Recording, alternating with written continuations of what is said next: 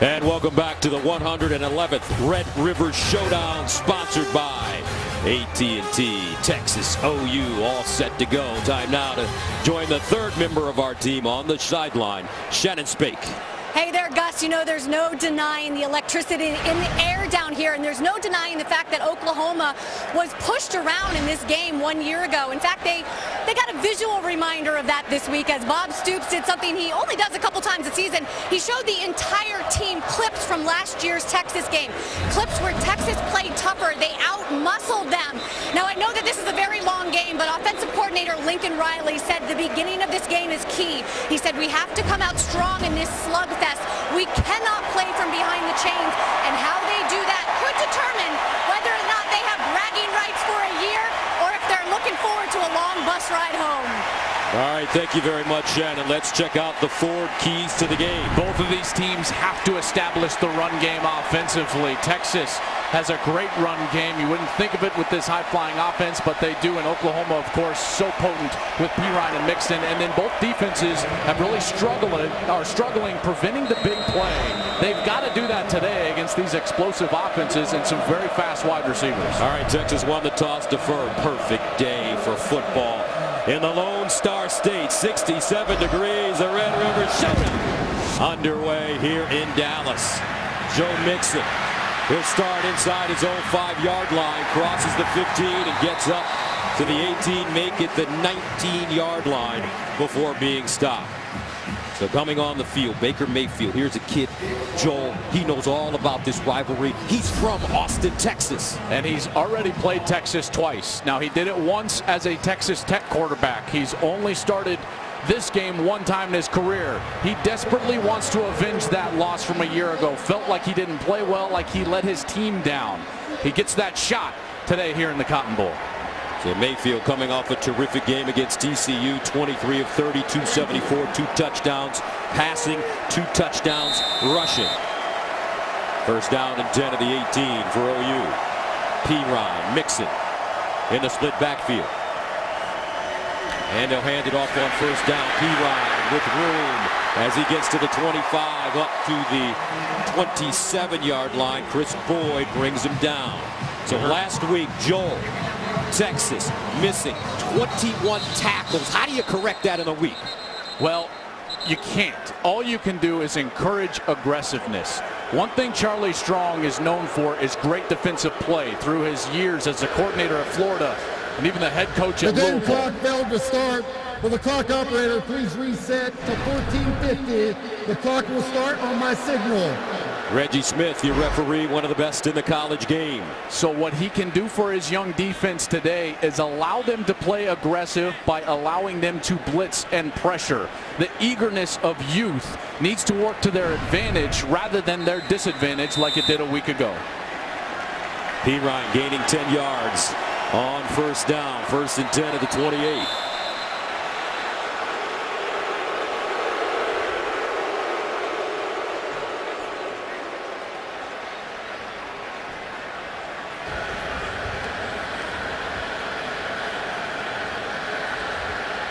Will the clock operator please reset to 14:50? The clock will start on the ready for play.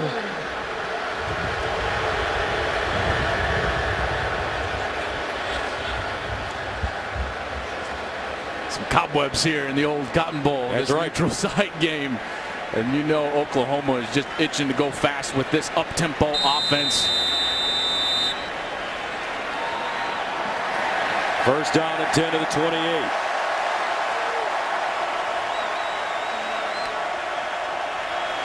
And they'll stay on the ground. Mixon with running room, and Joe Mixon gets to the 31. Poona Ford brings him down, but when this man touches the ball, good things happen for OU. Oh, he's electric. He's electric in the open field. They love to throw it to him as well as a wide receiver as he motions out of the backfield. Top of your screen, Joe Mixon as a wide receiver. Gain of 4. Second down and 6. Mayfield, quick strike. He finds his slot receiver, and that's D.D. Westbrook. And Westbrook making people miss as he gets upfield and gains 10 yards. Malik Jefferson, Anthony Wheeler combining on the tackle. D.D. Westbrook is finally healthy. Now, he played the whole season, but they're saying he's 100% for the first time. leads this team in receptions with 25 catches. Mixon. And Mixon gets to the 45, drags the pile forward to the 47. And you're already seeing an identity starting to be formed in this game by Lincoln Riley, the play caller, wanting to run the ball on first down, and they've been effective so far. Gain of 1, second down and 5 at the 47. Gain of 5. Here's Mayfield. Looking, a wide open receiver, incomplete. Mark Andrews wide open. But Mayfield sailing that ball high. Gus, quarterbacks can't explain why, but the hardest player to hit is a wide open wide receiver. You just don't see it. The windows, those tight windows, define the throwing spot for you. And when you don't have it, sometimes you just jump at it, get a little too eager, which happened to Mayfield on the last throw. So this Texas defense with an opportunity to get off the field. 3rd down and 5 at the 47 for OU. Mayfield looking over the middle and caught. First down Sooners, and they get a bunch to the 35. D.D. Westbrook found a soft spot underneath. Mayfield actually double clutched this ball. He wanted to throw it in the first window right there, and then he had to pull it down and find the second window, but he throws a strike for the conversion. And here's Mixon running it straight ahead. And these two teams very similar. Both want to play fast, but different philosophies coming from different coaches. Well, it's lineage, you know, when you're talking about coaching trees. Lincoln Riley, the offensive coordinator for Oklahoma, he comes from the Mike Leach style of air raid, whereas Sterling Gilbert, the offensive coordinator in his first year at Texas, comes from more of the Art Briles spread. So very different philosophies here for both teams. 2nd down and 8 at the 33. Mixon, skipping, looking, and dragged down. Nice open field tackle by Anthony Wheeler. He's a sophomore from Skyline High School in Dallas. One of 8 sophomores that are starting on this defense. They're so young on this defense. That's part of the reason that they've had so many mistakes and inconsistent play, but they're athletic, they're fast, and they've got a great shot to get off the field here. Opening drive for Oklahoma. That started at their own 18. 3rd down and 9 at the 34. They need to go to the Texas 25 for a first down. Mixon, the single setback. Mayfield gives it to him, tries to get around the corner, breaks the tackle, spins, and finally corralled and taken down by Malik Jefferson. And here's a sensational sophomore that knows he needs to make some big plays. One of the most highly recruited players in the country coming out of high school, and Malik Jefferson has put a lot of pressure on himself, saying that he has not played up to standard so far in this young season. And he shows up early on the first 3rd down stop for Texas, forcing a field goal. So Austin Seibert comes in to attempt a 49-yarder. His career long is 46 at Kansas last year. He's also the punter.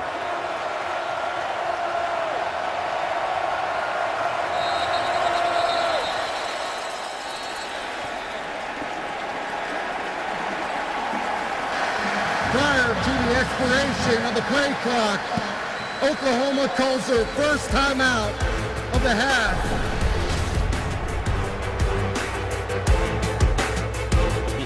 Equipment required. So a great opportunity for Charlie Strong's team to keep this Oklahoma squad either with 3 points or off the scoreboard. Austin Seibert in to attempt a 49-yarder. His career long 46.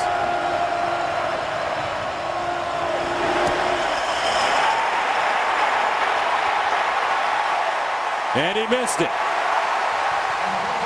What a huge win for Texas and Charlie Strong on defense. First series as he takes over play calling duties, and this kicking game has struggled for Oklahoma. They had the kick that was returned for a touchdown against Houston in their opening week loss. They also missed a field goal on their opening series against Ohio State as Seibert took it up off the upright. Now Texas with a big win. That is a huge emotional lift for a team that was buried under all the rumors that were swirling around Austin, Texas, and this coaching staff during the week. So now the Texas offense comes on the field for the first time, led by a freshman, Shane Buechele from Lamar High School in Arlington, Texas. First down and 10 at the 32. Michelle firing. Woo, almost picked off. Micaiah Quick was shot out of a cannon. Confusion on the outside.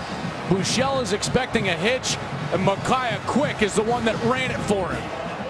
That one should have ended up in the burnt orange end zone, the other side of the field.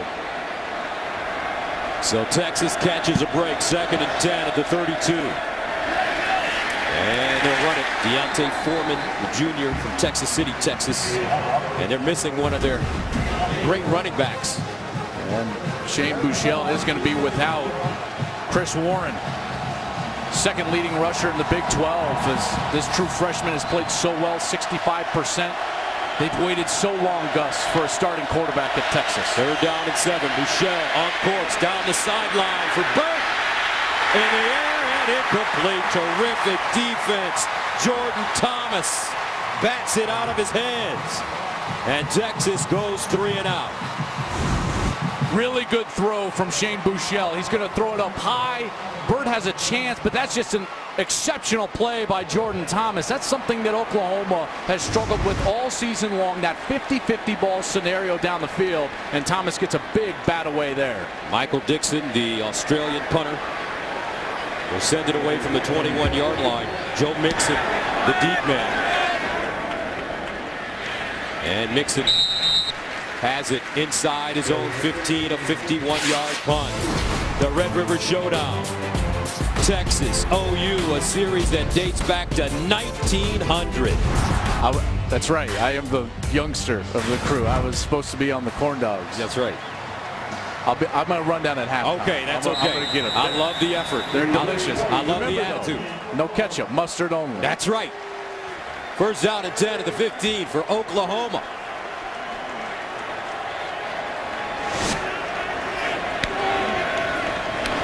Play action. Mayfield rolling out of the pocket, throws on the move, and has his receiver on the far side. It's a catch. Once again, D.D. Westbrook, the redshirt senior. And he has been having a terrific season. You know, one of the things I'm interested in watching is how Charlie Strong is going to change this defense. He's been a 4-down type of guy, 4 defensive linemen his whole career, and they change here from a 3-down look to a 4-down look. 4 defensive linemen, 3 linebackers to change from the first 3 weeks. 2nd down and 2 at the 23. And they'll hand it off to Mixon. Breaks 1 tackle. Picks up the 1st down as he goes down at the 31. Jason Hall, the safety, coming up and making the tackle. What can a coach do when he takes over a defense at the beginning of the week? What kind of major changes can he use to affect his team? Well, you're seeing one right here, Gus. This 4-3 look. Now they're moving back into a 3-4 look, but schematics are one area. The reverse, Westbrook bottled up and taken down at the line of scrimmage. Texas ready for that play. Jefferson Wheeler with the tackle. That's what Westbrook comes across that right side. What I love from Texas is that everyone was doing their job, staying home. Looks kind of like a reverse, and then the pursuit of the football. We did not see them make tackles like that early in the game against Oklahoma State. 2nd and 9 at the 32.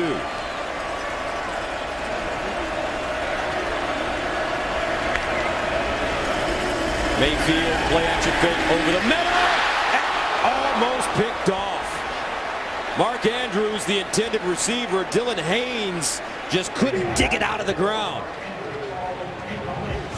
Mayfield had to send this ball just higher than he wanted to because of the drop linebacker. That was number 40, Nation Hughes. And because of that, it was too high for Andrews. Texas looking for their first interception of the season. 3rd and 9 at the 32. Oklahoma got their first last week against TCU. Mayfield with time underneath. Caught Andrews. And he lost it. Picked up by Texas. Our first turnover of the game, Dylan Haynes. And that's an interception. Texas with their first pick of the season. They went right back to Andrews over the middle, and he just couldn't hang on. Dylan Haynes is there for the interception. First of the year for UT. their second turnover of the season. Last year they had 18. So Shane Buechele starts at midfield, first down and 10. He'll throw it, looking. Now bounces out of the pocket in hot pursuit, Oklahoma, and Emmanuel Beal tracks him down. We saw the blitz game be so effective for Oklahoma a week ago, and here comes Beal. He's going to come over the right side of the center. He's going to work right, and then he never quits coming. Right there, gets to Shane Buechele, gets him to the ground. Huge first down play. Great coverage on the back end. Buechele nowhere to go with the ball. That's a loss of 5. Second and 15 at the 45. D'Onta Foreman in the backfield with Buechele. Foreman runs it. He's got some space, and he'll get into Oklahoma territory. Remember last year in this game, Joel, Texas rushed for 313 yards, 117 by D'Onta Foreman. He had a great game, but remember they had Jerrod Hurd as their quarterback, and there was so much quarterback run involved in that, and the threat of Jerrod Hurd, who has now moved to wide receiver. This is a different offense. Hurd in the slot at the bottom of your screen, and a timeout called by OU. 8:20 to play, first quarter, no score in the Red River Showdown. Texas faced with a third down and 9. At the Oklahoma 49, Oklahoma has used 2 timeouts already. And we have 8:20 to go in the first quarter.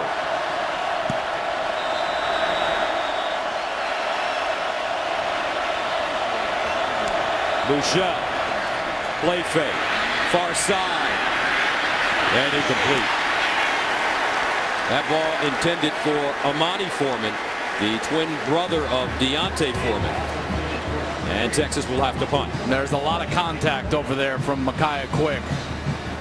Number 16 in coverage. He did a great job of taking Foreman all the way to the sideline and using the sideline as the extra defender. So Michael Dixon will punt it away. He's at his own 37. Joe Mixon standing inside the 10. End over end kick. Nixon has it at the 5. A 43-yard punt. Today, it's NLDS Game 2 as the Dodgers battle the Washington Nationals. Your MLB postseason continues today at 4 Eastern on FS1. Dodgers won last night 4-3. They got to feel like they dodged a bullet there because Kershaw didn't pitch his best.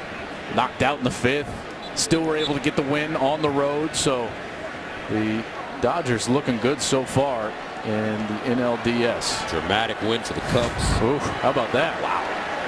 Against the Giants. Of course, the way that he celebrated that home run, I thought it was going to be on Waveland, and it just went into the basket. Cubs fans everywhere across the country excited this morning. First down and 10 at the 6-yard line. Mayfield 4 of 7, all to Dede Westbrook. And he'll throw it over the middle. A completion made. Geno Lewis, the redshirt senior, doesn't want to go down. Brandon Jones trying to strip that football. Geno Lewis, the backup Y position or tight end position to Mark Andrews, who just dropped that ball for the interception on the previous series. So Geno Lewis in right away. Gain of 12. First down at the 18 for OU. Mayfield looking, drops it off.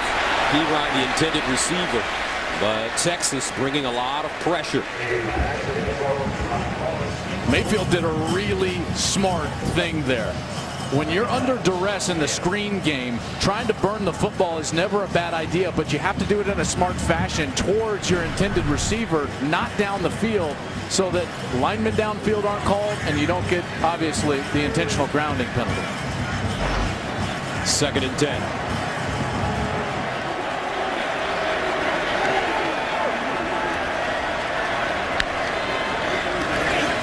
Mayfield again with time, steps up in the pocket, delivers a strike at the 31. Terrific throw for Baker Mayfield, and A.D. Miller hauls it in for a gain of 13. I love what A.D. Miller does here on the left side of your screen. As Mayfield starts to scramble out of the pocket, you're going to see Miller come back to his quarterback, break towards the sidelines, and create separation for the first down. Baker Mayfield, 4th in the Heisman race a season ago. First down. Perine. And Perine met by Brecklin Hager. He'll gain a couple. I've seen from this defense and Charlie Strong already more simplicity. You know, he wants to just go let them play. Wants them to line up correctly and let them pursue the football, and they've done a decent job so far. Second down and 8. Mayfield going through his progressions over the middle. Picked off again. Haynes. And Dylan Haynes has his second interception of the game.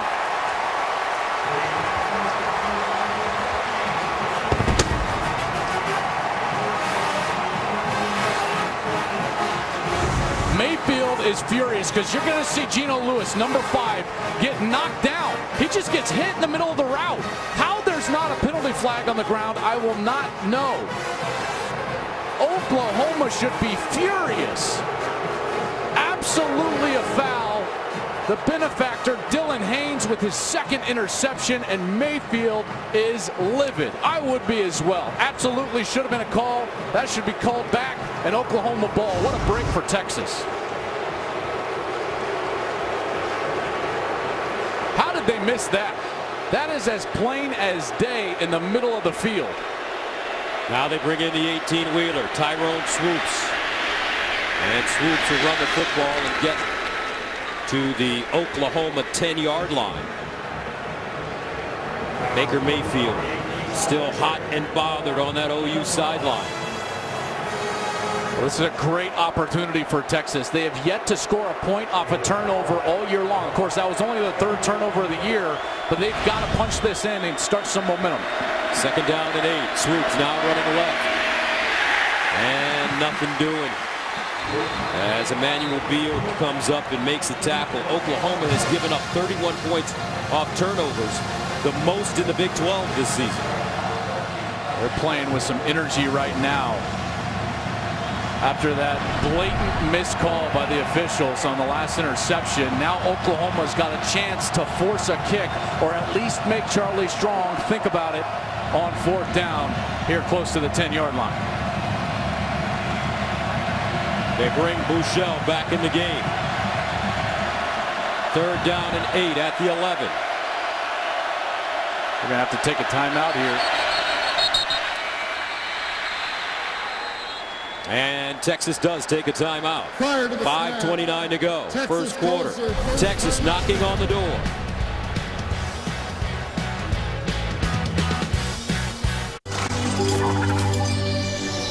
.529 to play in the first quarter.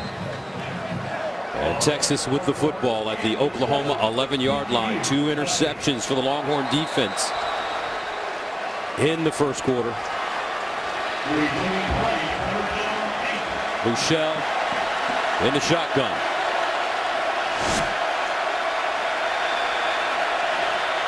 Oklahoma is showing straight man-to-man with a blitz. Buechele 0 for 3 to start this game. He's been sacked once.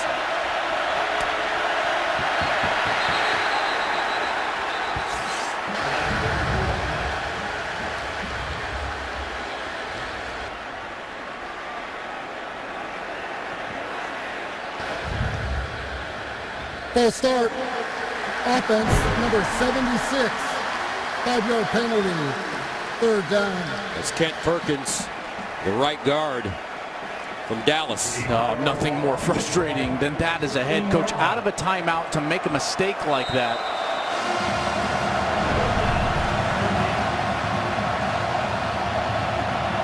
No points off turnovers for Texas this season. 3rd and 13.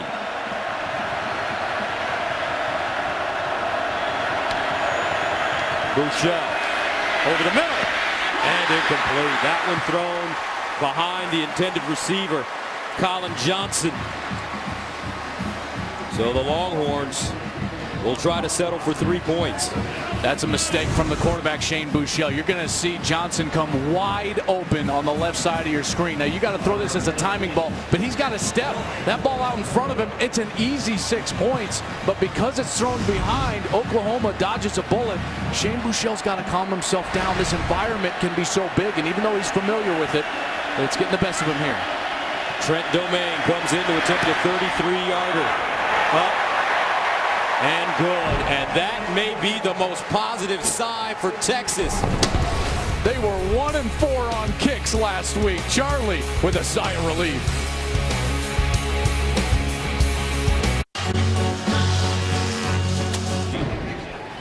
Joe Mixon allows this one to bounce out of the end zone. And Oklahoma will start from the 25. So a sloppy start so far for OU. Well, and it started with just the miscues, the missed field goal on their opening possession. Had to take a timeout. Then Micaiah Quick had a chance to go pick six on the first snap from Texas. Mark Andrews, normally so reliable. He gets hit, coughs it up to Dylan Haynes for a pick. And then the blatant no call from the officials. Should have been pass interference, there's no question. Did not see, by the way, a signal for uncatchable ball. I don't believe it was uncatchable. Should have been a penalty, but OU dodges somewhat of a bullet, only giving up 3 points to Texas. Maybe can provide some momentum for this series. First down to the 25. Let's see if they get Perine in the mix now.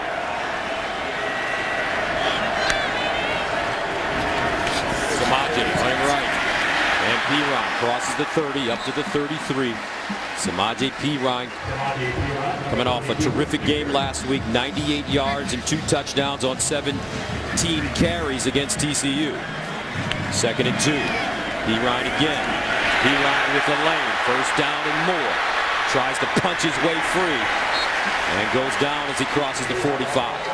That's a gain of 14. They said he's finally healthy. Remember, he was battling injuries last year. He had the surgery in the offseason, and now he's finally 100%, and he's starting to show that explosiveness. First down and 10 at the 47. Perine again. Skipping, looking, dips. And he'll get inside Texas territory. It's a gain of 5 for this young man from Pflugerville, Texas. 5'10", 235. I love what he was able to do there, Gus. He kind of skips, finds a lane, and then a physical finish at the end. 2nd and 5.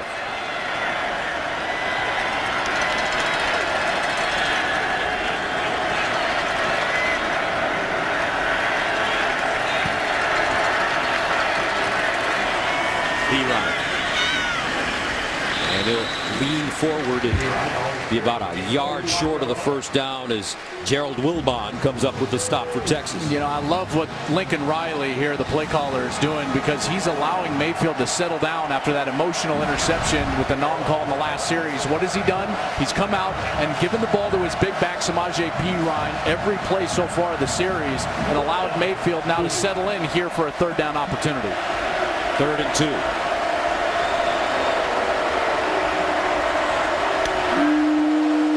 Mayfield to throw. Mayfield over the middle and incomplete. Andrews, shaky start for the redshirt sophomore from Scottsdale, Arizona. As he drops that one. But on 3rd and 2, you're running the ball well. Why don't you run the football? I certainly think that they should have. And clearly Andrews is struggling just a little bit. So sure-handed, such a great threat, including on 3rd down. But I completely agree with you, Gus.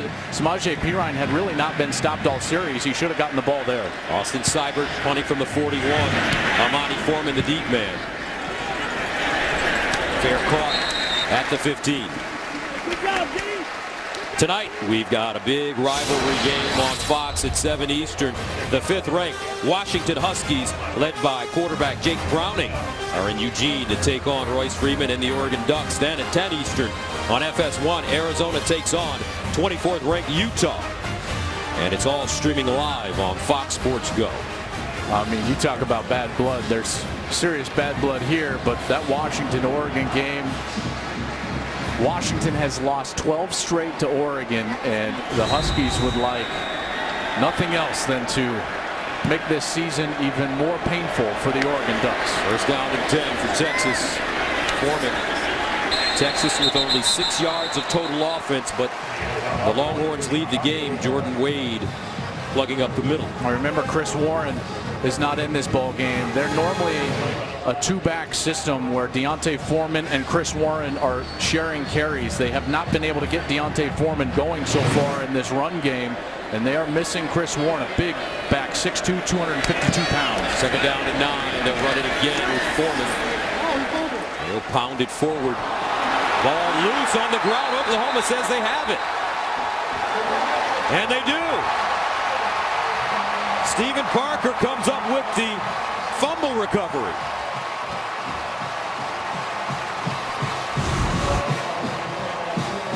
It's so hard to tell where Foreman actually loses the ball. It's right away.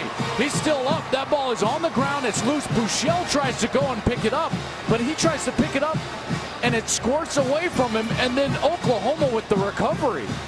Obo Arankro knocking that ball free. Stephen Parker, for the second straight week, comes up with a huge turnover. He had the interception last week against TCU, but OU, what a huge play defensively, giving themselves a short field like they've done to Texas twice so far. So Texas turns it over for the first time. 3 turnovers in the first quarter. First down and 10 at the Texas 16 for Oklahoma.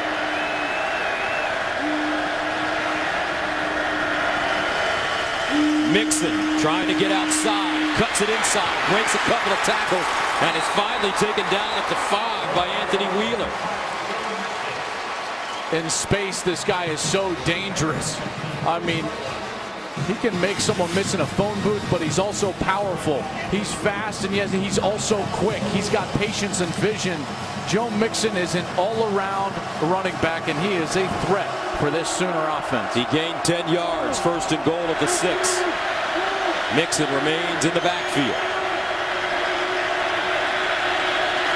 Mayfield finds him in space.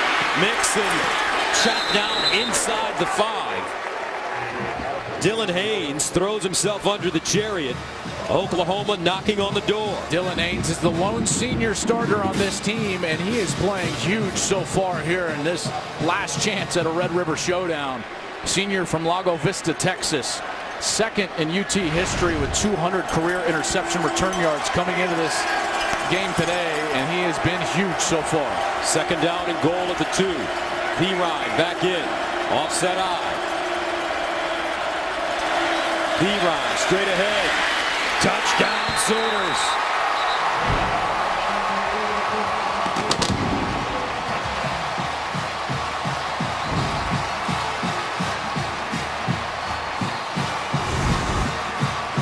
We're going to get the double team right here.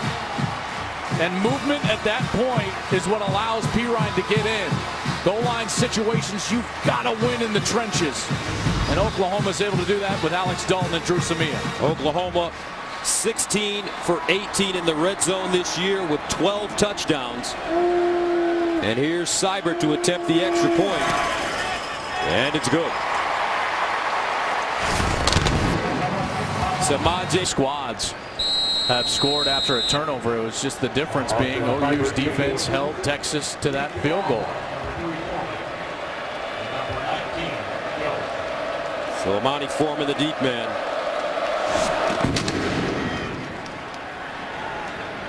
And Texas will get a chance to return it inside the 5-yard line. Foreman with running room, still on the move as he gets all the way up to the 35. Now let's go to Mike Hill in Los Angeles for a Carl's Jr. and Hardee's game break. Fellas, this is Hardy. Check out this play on the Pittsburgh-Georgia Tech game. Nathan Peterman, the quarterback, throws back to his offensive lineman, Brian O'Neill, and the 6'6", 290-pound lineman getting it done. 24 yards for the score. Big fella making it happen, putting Pitt up 7-0 in the first. Back to you. Makes me feel like Dan Marino's about to run out with those uniforms, you know? The throwbacks for Pitt. And the big fella getting a touchdown, man. What a thrill for him. First down for Texas. Their offense has struggled, only 8 yards total. Foreman. And he's wrapped up and taken down immediately by Jordan Evans. Sterling Gilbert, the offensive coordinator for Texas, he's got to find a way to get Shane Buechele. That's Micaiah Quick, who's down on the far side. Junior from Fresno, corner, as he's lined up on the outside of the numbers, number 16, and he gets chopped down right there, right in that left leg. That was Jake Oliver, number 6, who got him right on that left leg. They had the run designed inside. They were also designing a little bullet screen on the outside. That's what we call now, it's been so popular in the last couple of years, run pass option type of a play. Shane Buechele making the decision.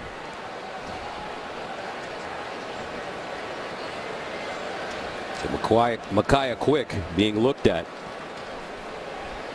Yeah, this is a big deal for OU because their corner spot opposite of Jordan Thomas has been a revolving door, trying to have somebody step up, and Micaiah Quick did so a week ago and really earned that starting gig and has played well, had that opportunity early in this game. And now they'll have to go back and circle through those revolving doors again. Parrish Cobb has had time over there, a true freshman, number 4. He's been battling an injury. Dakota Austin was the starter a year ago, number 27.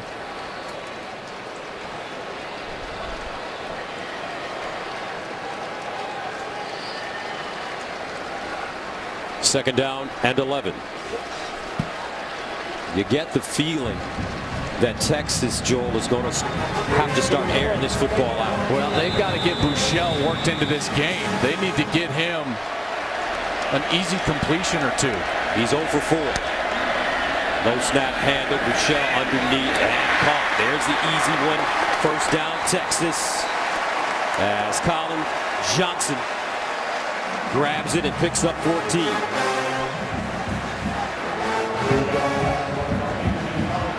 Kyle Porter comes in at running back. Buechele whips one to the near side. This time it's Lorenzo Joe.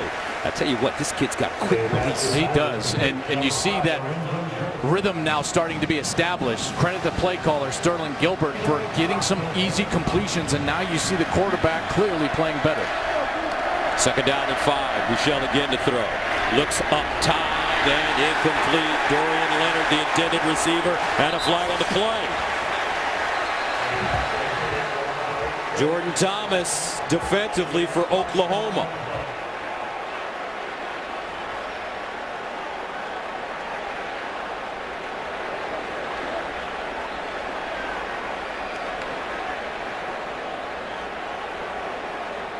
Clearly some contact down the field, no question about that.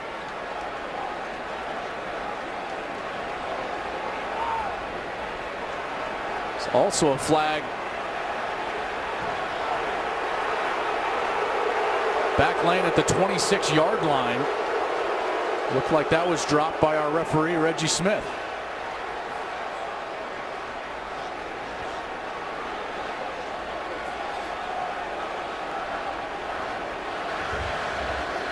There are 2 fouls. Pass interference, defense, number 7. That's a 15-yard penalty. After the play, personal foul, unnecessary roughness, defense. An additional 15-yard penalty, first down. So here's the pass interference first. Jordan Thomas, hands clearly on the wide receiver. Pretty easy call for the official. And after Buechele got rid of it, down around. Actually in the backfield. In the backfield. How is that called just on one player? I don't understand how that's called just on one player. It's probably because he ripped his helmet off, clearly, but 2 tangoing back there. And that's called on Okoronkwo, and now another short field for Texas. I got to tell you, though, Gus, this has been very shaky officiating so far. 30 yards in penalties against Oklahoma. First down and 10 of the 19 for Texas. Buechele pumping, looking, steps up in the pocket, wants to run it, has some room, hits the edge, and tiptoes out of bounds at the 11. Shane Buechele, very elusive. He ran for 1,800 yards in high school at Lamar. 2nd and 2 at the 11. Not his forte, but clearly quick enough to hurt the defense with his feet. They run it straight ahead. And Kyle Porter stopped by Emmanuel Beal, and that should take us to the end of the first quarter. With the score, Oklahoma 7, Texas 3.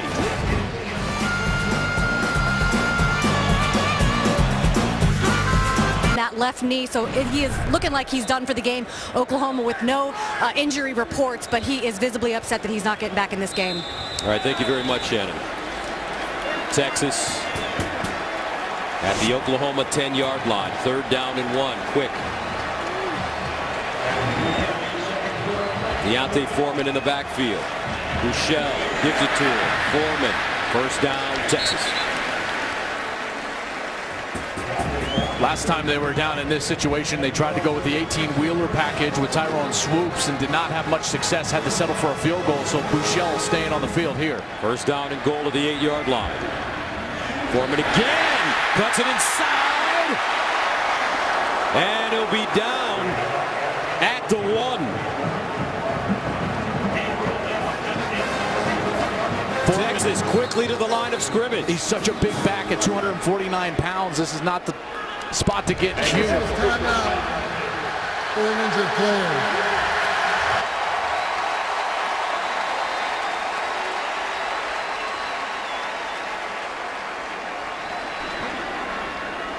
An injured player for OU. His teammates holding him up in the end zone. Looked like maybe it was, Ahmad Thomas, number 13, who made the tackle. He's going to come out of the game. He went low. Oh, looks like he took a knee to the head. That is not what OU fans want to hear. Charles Walker, starting defensive lineman, out with concussion today. Will Johnson has been out with those symptoms. Tay Evans had to retire from playing college football because of his concussions. Just retired this week. So a 2nd down and goal at the 1 for Texas. Foreman remains in the backfield. They give it to him straight ahead. Can he get in? Yes, he can.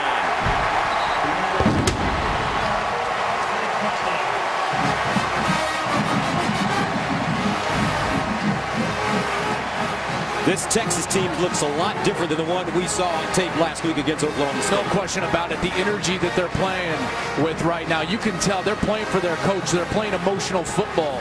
Not just the environment, but the situation in Austin has this team geared up, ready to go, and they're showing it today. Domain comes in to attempt the extra point.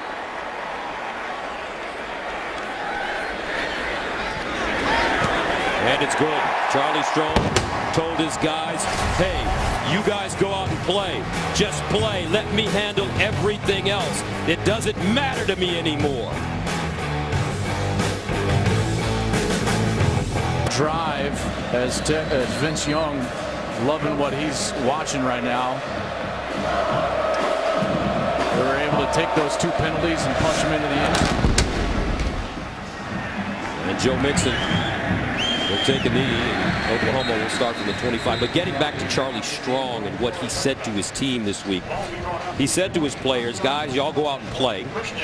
Let me handle everything else. It doesn't matter to me anymore. What's going to be said is going to be said. I say we were in a similar position last year. You guys go handle the business on the field and let us get you coached up. I wouldn't even say similar. I think a worse position. They were 1-4 coming into this game. Had not played nearly as well as they did in their first couple of weeks, including a win over Notre Dame at home. So Charlie's got a talented team. He's going to fight and claw and scratch to get himself to next season when this team matures and comes of age. But they're playing well today. 1st down and 10 at the 25. D.D. Westbrook, the motion man. And a whistle. Early start there for Oklahoma on the left side of their offensive line. Might have been offside, though, from Texas prior to Oklahoma moving. False start. Offense, number 72. 5-yard penalty. 1st down.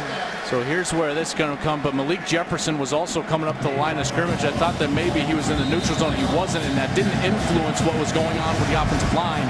72 is Ben Powers coming into the starting lineup. Last week was his first start against TCU. So a 1st and 15 for OU. Mayfield to Westbrook at the 20, 25, 30, and finally wrestled down at the 32-yard line. Jason Hall comes up and makes the tackle from his safety position. I don't know if there's anyone else left. So great tackle by Jason Hall in the open field against a very fast wide receiver. That's something we did not see a week ago. 2nd down and 3 after the 7-yard gain. Now Westbrook cuts it back, tries to spin, goes down. Now that's the kind of open field tackle by Holton Hill that Charlie Strong is looking for. One-on-one situations in space. Too often we see in college football the head of the defensive player go down, and while he was faked out a little bit, Holton Hill was able to stay up and then get that right hand on the heel and get Westbrook to the ground. 3rd down and 2 of the 33. Oklahoma 1 of 4 on 3rd down conversions. Ryan and Mixon in the backfield. Mayfield to Ryan. They'll make that Mixon, and Mixon picks up the 1st down.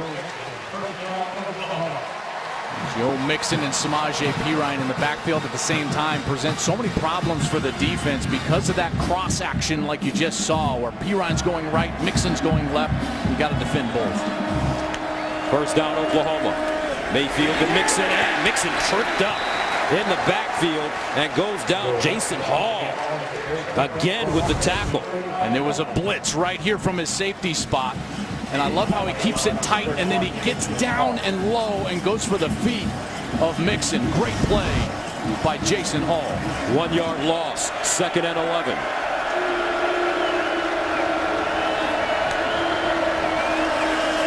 Mayfield handing it off to Perine this time, and he's got all sorts of running room.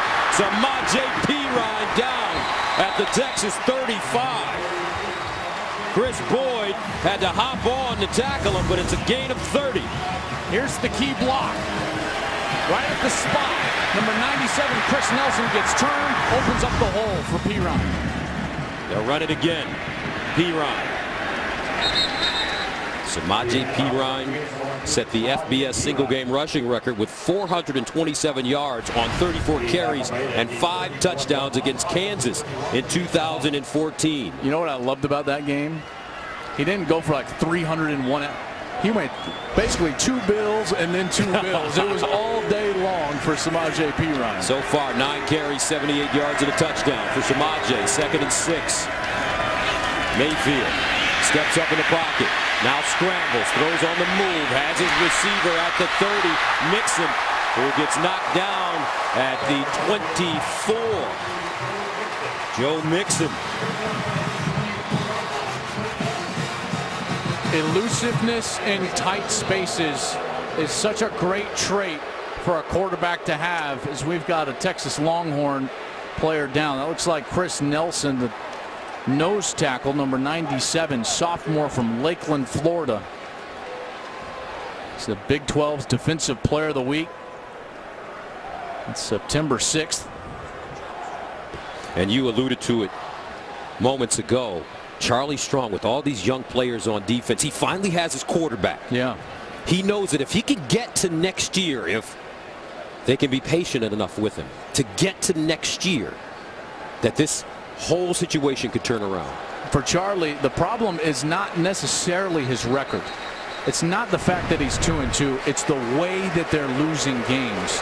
The fact that their defense has been ripped through the last couple of weeks. 500 yards in each of those games they've given up. Cal with a great quarterback in Davis Webb. Oklahoma State, great quarterback in Mason Rudolph. The problem is everybody's got great quarterbacks. They're still going to see Kenny Hill, who can put up numbers. They've got their quarterback, Shane Buechele. They're seeing Baker Mayfield right now. They've still got Patrick Mahomes in the Big 12. So the fashion in which they're losing is what's angering the base. Well said. 1st down and 10 of the 24 for Baker Mayfield, who started his career as a walk-on at Texas Tech. Mayfield handing it off, and Mixon, not a lot of room on that right side. Poona Ford. Texas says they've turned it over. The ruling on the field is a fumble recovered by the defense. First down.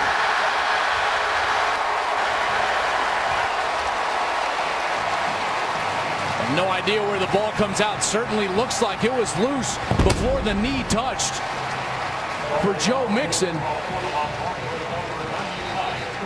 No, I think his knee was down. Boy, that is close, isn't it, Gus? I think so, but I think his knee was The ruling on down. the field of a fumble is under further review. Poona Ford was the one that was ripping at the ball. Don't worry, that last angle was our best angle, there's no question. As Mixon was starting to go down, Poona Ford, the junior from Hilton Head, South Carolina, was ripping at the football as they were going down. Okay, so the left knee for Mixon is what's going to be closest to the ground. Ruling on the field is that this was a fumble. Would have to be indisputable that it's coming loose after the knee in order to overturn this. I don't know if there's enough to overturn that. It's so difficult to tell exactly when the knee goes down and when the ball starts coming loose. Very difficult on that angle. I can't imagine that they would overturn this with the call on the field being fumble and recovery for the University of Texas. And vice versa, Gus, I don't think they would overturn it if it was ruled down by contact.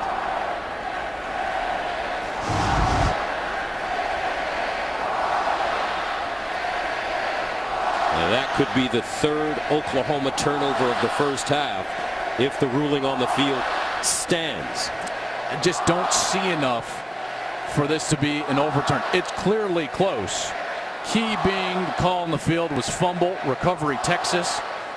Not enough in the replays I saw that would change my mind and award this ball to Oklahoma.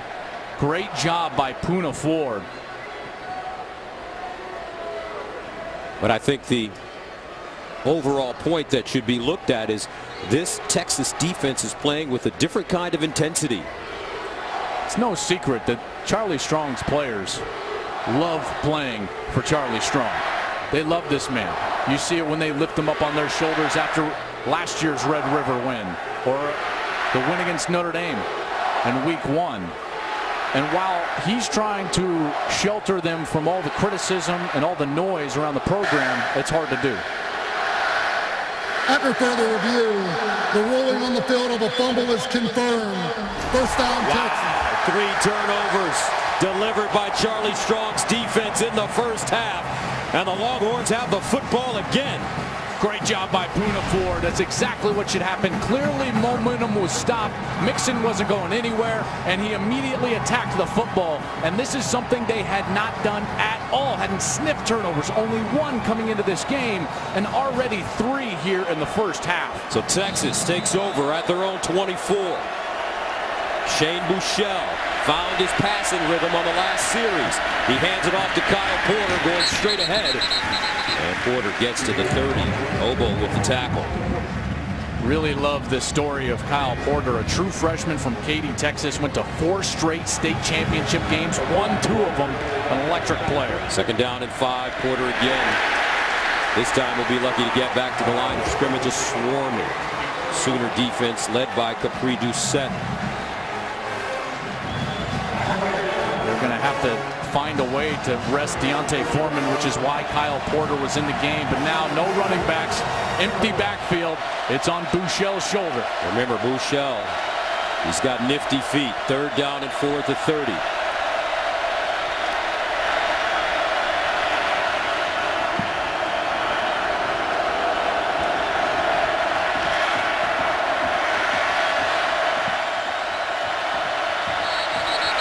OU's confused, and they have to take a timeout again. And now OU out of timeouts with 10:25 to go in the second quarter.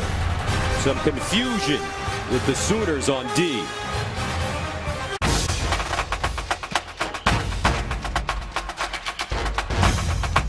Before this series addressed his entire unit, so just sticking up for and giving his guys some last-minute words of encouragement.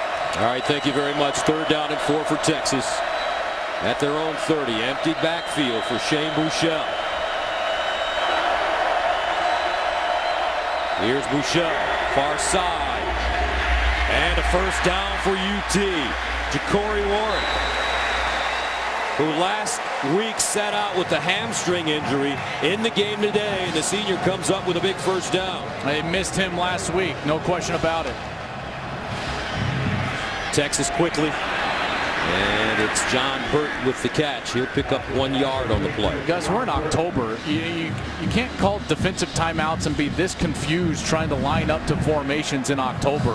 You know, this defense they're just not ready to play again. You know, Mike Stoops, the defensive coordinator, has been around a long time, and certainly he would want his defense to play better and be more ready than they are today. Second down to 9.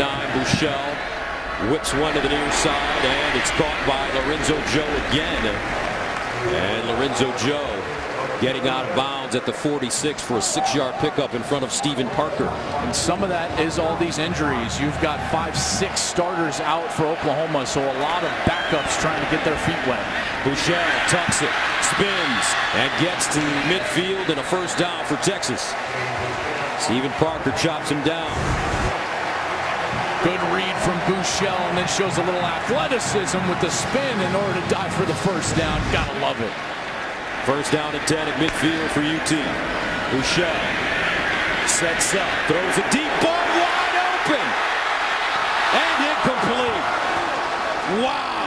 He had John Burt wide open, and Buechele just putting too much air under that one. He had to get rid of that just a hair early before he actually saw Burt down the field. Just misses it because Okoronkwo, the outside linebacker, was right in his face and forcing him to deliver the ball before he wanted to. He knew it. He knew he had the home run ball and missed it. Second down and 10 at the 50. They'll hand it off to Porter.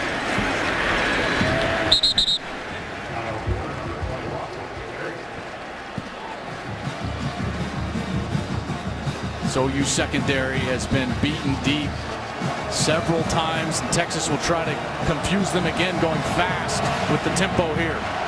3rd and 9. Trips at the bottom of your screen. Buechele looks that way, pumps, and he's sacked for the second time.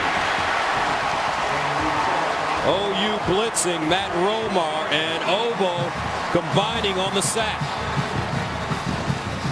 Okoronkwo is their best pass rusher. There was great coverage down the field, and initially Buechele had to hold on to the ball because there wasn't anywhere to go with it. Remember, it was 3rd and long, and then Okoronkwo again with the motor, getting to the quarterback, and good pursuit from Oklahoma to force this punt. Okoronkwo with 2 sacks last week against TCU. 3rd punt of the day for Dixon. He drives this one to the far side. Mixon will run it, and it's a college football tradition. 10-7, Texas. Oklahoma has had success rushing the football. The combination of Perine and Mixon, 19 carries, 110 yards, and a touchdown. First down at their own 12 for OU. And Perine breaks 1 tackle, gains a yard on the play. Anthony Wheeler finally brings him to the turf. Yeah, this defensive front 7 has played well so far. You know, Oklahoma has moved the ball, but they've bowed their neck and gotten stops when they've needed to, and have not allowed these backs, Perine and Mixon, to get loose. Plus, they're forcing turnovers on this defensive side. They've played excellent today. Second down and 10. No gain on the last play. Empty backfield from Mayfield. Quick strike on the hitch to the far side. Texas all over that play. Mikel Jones with the reception, but a swarming Texas defense led by Poona Ford. Poona Ford, Paul Boyette, number 93, a senior, one of the few seniors on the 2 deep, getting the job done. Great pursuit, and they are tackling better than they have all season long. Another 3rd down opportunity here for Texas. Do they bring the pressure? They're certainly lined up for it. Man-to-man coverage on the outside. Everybody up near the line of scrimmage. 3rd down and 10.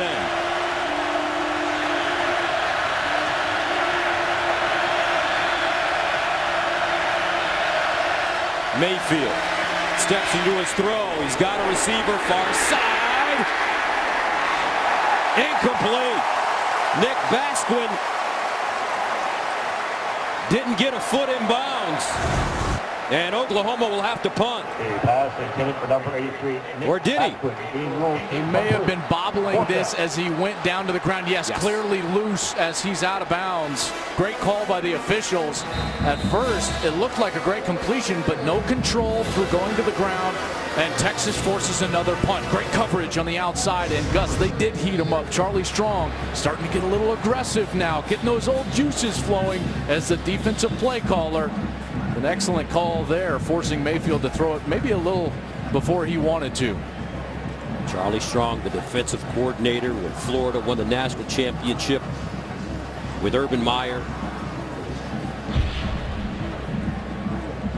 They're going to take a look at this again, but they're going to see what we've already seen, that Nick Basquin, the sophomore from Norman, had possession early, but didn't make an act common to the game. Can't establish him as a runner at that point, which means he has to control the catch through going to the ground. And he clearly was bobbling that when he hit the ground, and it was After loose. further review, the ruling on the field of an incomplete pass is confirmed. It's 4th down. Excellent job. Charlie has got it going a little bit, and you can feel the momentum of that defense. They're playing faster, Gus, but I think the main part of what's different with this defense today is they're playing under control. Fast and under control. Charlie's done a heck of a job so far as the defensive play caller. So Oklahoma will punt it deep in their own territory. Amani Foreman back at his own 45. Texas with a chance to get some good field position. Cyber punting out of his own end zone. Foreman signaling for the fair catch and has it at the 42. A 45-yard punt. Young Shane Buechele, a freshman, back on the field right after this.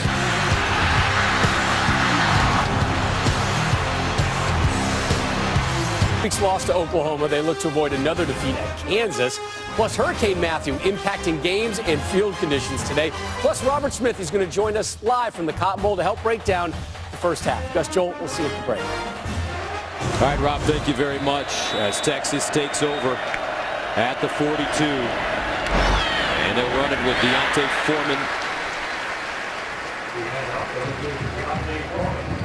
Capri Doucette with the tackle. Got to establish this run game. You know, as Buechele has looked good, missed some, hit some big plays, but they're about running the football. Coming out into that play, only 18 rushes for 32 yards. They've got to establish Deontay Foreman here. Gain of 5 in the last play. Foreman again breaks the tackle, gets to the line of scrimmage, and is knocked backwards. But remember, Foreman suffered an abdominal injury that forced him out of the Oklahoma State game early last week, but practiced all week.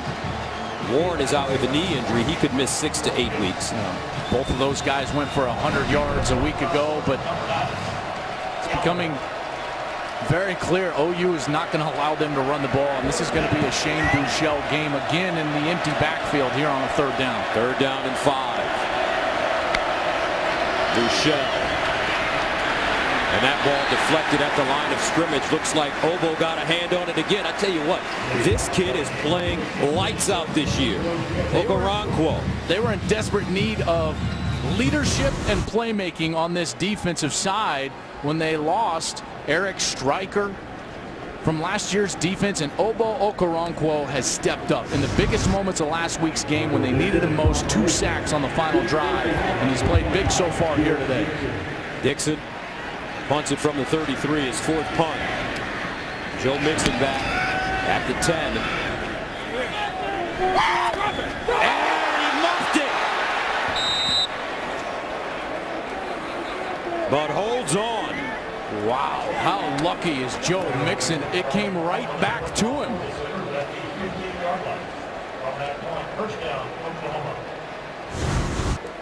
Three turnovers for Oklahoma in this game. And I hadn't seen him make a fair catch symbol. Certainly should have with 3 Texas players right around him, but what a fortunate bounce that it just let almost like a little dead backspin ball just sat right there for him to pick up. So Oklahoma coming back on the field. They will start at their own 15-yard line. Mayfield, 11 of 18, 86 yards, no touchdowns, 2 interceptions. And they stay on the ground with Samaje Perine, who'll tumble forward. Deshaun Elliott comes up with the tackle for UT. I really like what Bobby Evans is doing, number 71, the right tackle. playing very well right now. He's just a redshirt freshman, but he's getting a lot of movement at the line of scrimmage. 2nd and 1. Mixon. First down. Jordan Elliott brings him down. This offensive line for Oklahoma has been patchwork during the course of this season. They've been missing Jonathan Alvarez this time. They had Cody Ford hurt. Ben Powers has gotten time. Transfer from Butler Community College. Eric Wren, number 58, the center, a walk-on, was awarded a scholarship last Monday before the TCU game. First down. Remember, Oklahoma out of timeouts. 4:20 to go in the first half. Mayfield looking over the middle. Incomplete. Mark Andrews, the intended receiver. Mark Andrews just doesn't look like himself today. I've seen him get thrown to a few different times. I know that ball was just a little bit high and maybe behind him, but we saw him drop the ball that ended as an interception. Saw him drop another easy one, thrown 4 times, no catches so far today. Remember, Andrews suffers from type 1 diabetes. 2nd and 10 at the 29. Mayfield sets up deep in the pocket, fires the deep ball for Westbrook. Bam!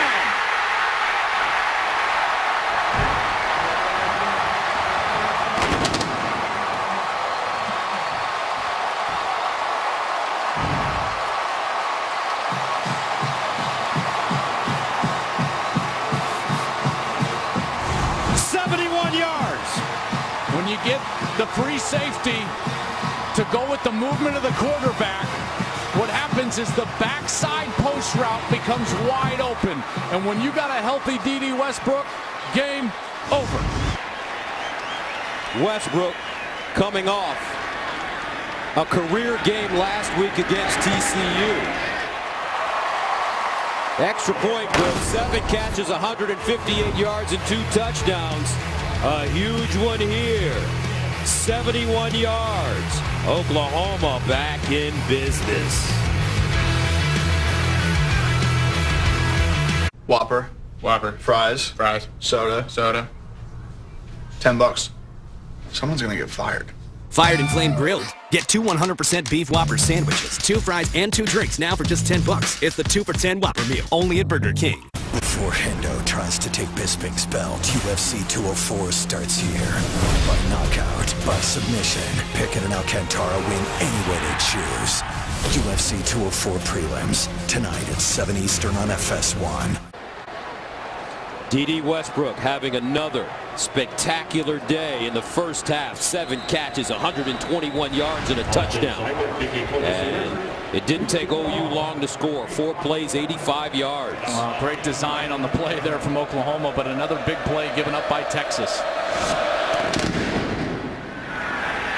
This one deep in the end zone. And Texas will start from the 25. Let's go to Mike Hill for a game break.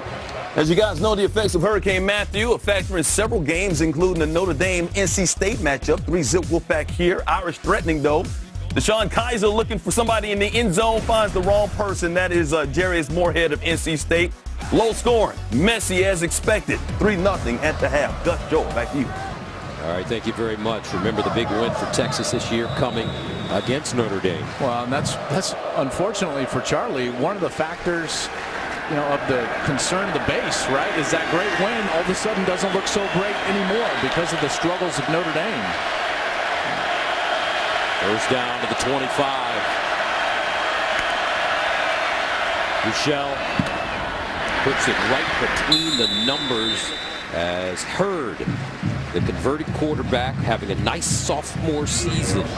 He's one of these guys that we've seen at quarterback. It's been 6 years that this fan base has waited for a kid like Shane Buechele to be their quarterback, and they finally got him. Foreman will make that Buechele running the football, and he'll pick up the first down. Remember, since Colt McCoy left, it's been guys like Garrett Gilbert and David Ash. We've had Case McCoy, Tyrone Swoops, Gerard Hurd. Now they've got him. They've got the quarterback that they've so desperately wanted, and they've got to fix all the other areas of their team right now. Buechele, and he skips that one to Warwick. And is it a catch? No, it isn't. pass. It's second down. It's one of the things when you're going fast as a quarterback in terms of the tempo of your offense and you're just wanting to flip one out as a hitch or something, a lot of times you'll leave it short because you don't get enough on the throw. Second down.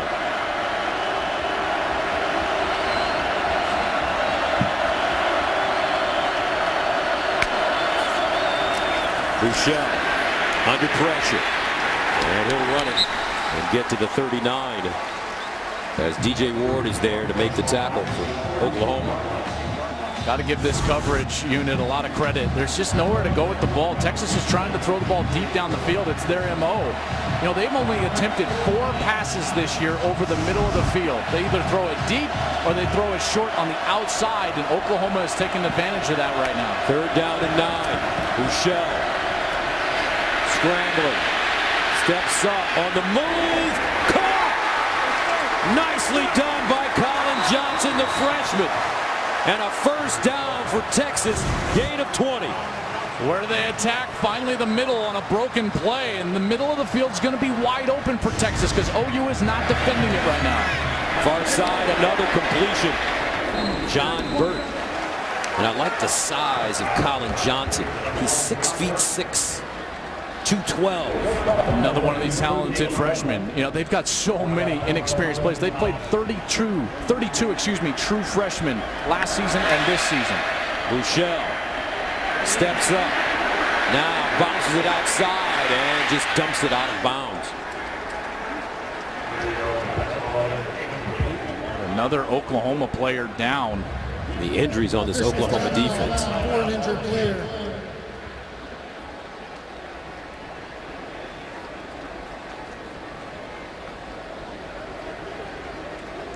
It's like Jordan Wade, number 93.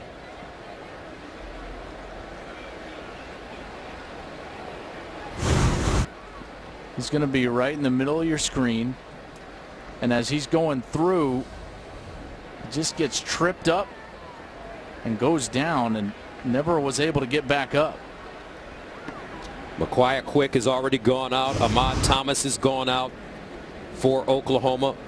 They were already missing coming into today starter Charles Walker, who suffered a concussion in their last game. Will Johnson, an outside linebacker, is out. Tay Evans retired this week, who was a starter at the beginning of the season at the middle linebacker spot due to concussions and the frequency that he was suffering those concussions. So this defense is as thin as it can possibly get.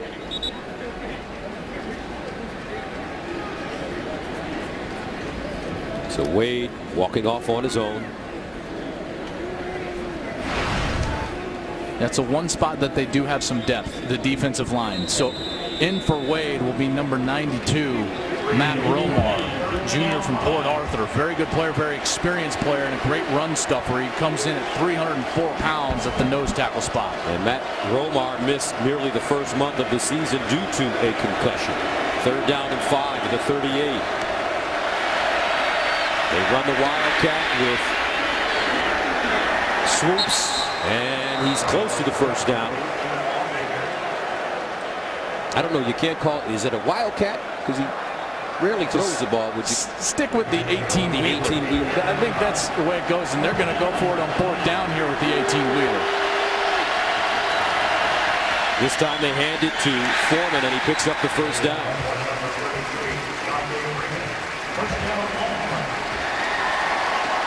Bouchel quickly back in the game. After the 2-yard pickup, first down and 10 at the 32 for Texas. Kyle Porter in the backfield. Playfake. Bouchel fires across the middle. And incomplete. Ball intended for Dorian Leonard, but Jordan Thomas. Another breakup. This is great defense right here. Great defense. Didn't contact him early. Comes in place through the hands of the wide receiver. That's just textbook. What a great play from Jordan Thomas, who was giving up some big plays early in the season, but played great in the last 2 weeks. Second down and 10. Porter. And a flag on the play at the 16-yard line. This is This defense is so confused. They're running people on and off the field. They're going to get hit for a substitution here with 12 men on the field. The confusion for Oklahoma right now is it's at an all-time high. Seems like every play they're pointing at each other and trying to communicate late, trying to get lined up.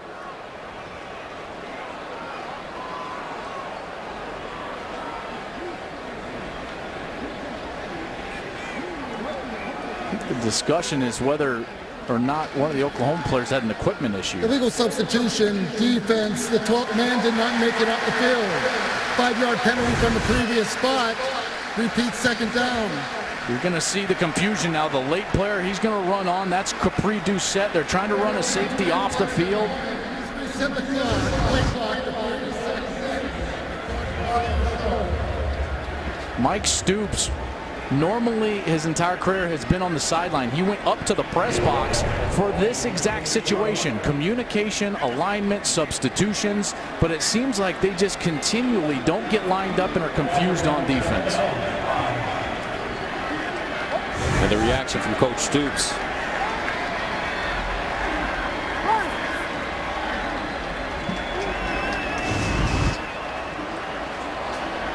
Second down and 5 at the 27 for Texas. 1:37 to go. Buechele in the corner. And incomplete.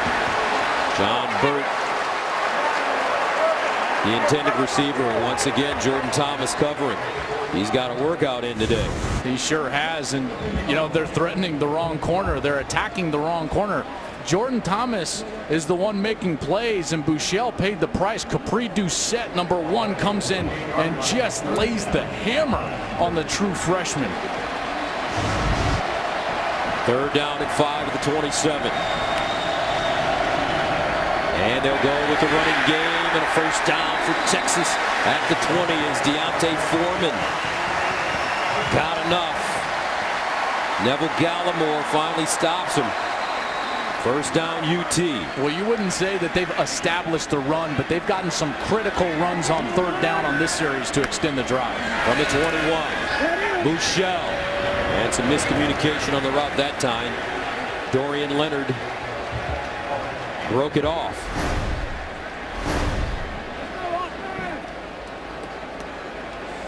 Well, the drive now, 13 plays going on 14. Some critical third down conversions. 1 on 4th down with swoops in the game as Foreman lunged for a first down. And as we get down close to a minute left in this first half, this is a critical drive to try to take the lead, possibly going in at the half here in the Red River Showdown. 14th play of the drive that started at the 25 for Texas, rather. Here's Buechele. And Buechele finds his receiver, and it's Duvernay. And he'll pick up the first down. Great run after the catch. Knows where the sticks are. He was decisive and got right there. First down and goal at the 9. And that one incomplete. Texas going at warp speed on offense. And they had him. There was only one Oklahoma defender out there with 2 Texas wide receivers. Again, more confusion. One corner out there with 2 and Jordan Thomas blew the play up. What a great job by Jordan Thomas. If he doesn't make that play and that decisive type of move towards the wide receiver, that's going to be 6 points. Second down and goal at the 9. Pump fake. And another sack, third of the day as Buechele goes down.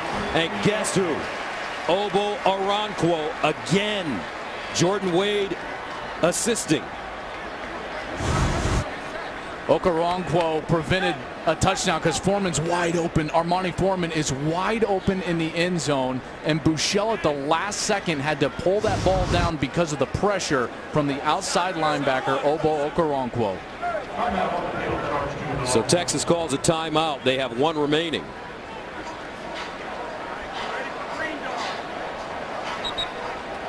And don't forget, the State Farm Halftime Show is coming up with highlights and analysis of this game and lots more from around the country.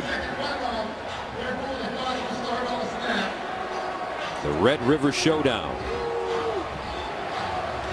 Well, on a third down where you really need to take a shot into the end zone, I wouldn't be surprised if they ran a very similar concept like they just did, where they're trying to cross their wide receivers and run an outside wide receiver on some sort of a slant or a post pattern into the end zone. Let's see if they go away from Jordan Thomas. He's been excellent in this first half defensively for OU. If I was going to attack a corner, I would go after number 9, Jordan Parker. Jordan Parker for Oklahoma is a true freshman from Pittsburgh, California, 4-star recruit, highly recruited from Tennessee, UCLA, USC, Utah was in the mix. But he's in the game because Micaiah Quick had the injury earlier. As a true freshman, you got to put him in the fire as an offense. The only difficulty is that true freshman quarterbacks that don't have the experience, Gus, they don't always recognize those opportunities. They're generally out there just running the offense. So in a timeout scenario, Sterling Gilbert, the offensive coordinator, has got to tell Shane Buechele, hey, we're playing for a matchup here. And they are going to send Armani Foreman, the junior, down to the bottom of your screen, and he's going to work. Third down goal at the 13. 49 seconds remaining in the first half. Buechele looking, pulls it, wants to run, and goes down at the 10. Reuben Hunter with the tackle. Good defense by Oklahoma. I love the chess match here because that's exactly where they wanted to go, except they dropped Okoronkwo right into the lap of Foreman, which means that Jordan Parker can play heavy inside leverage and not allow that slant or post pattern. That's exactly where Buechele wanted to go with the ball. Oklahoma knew it.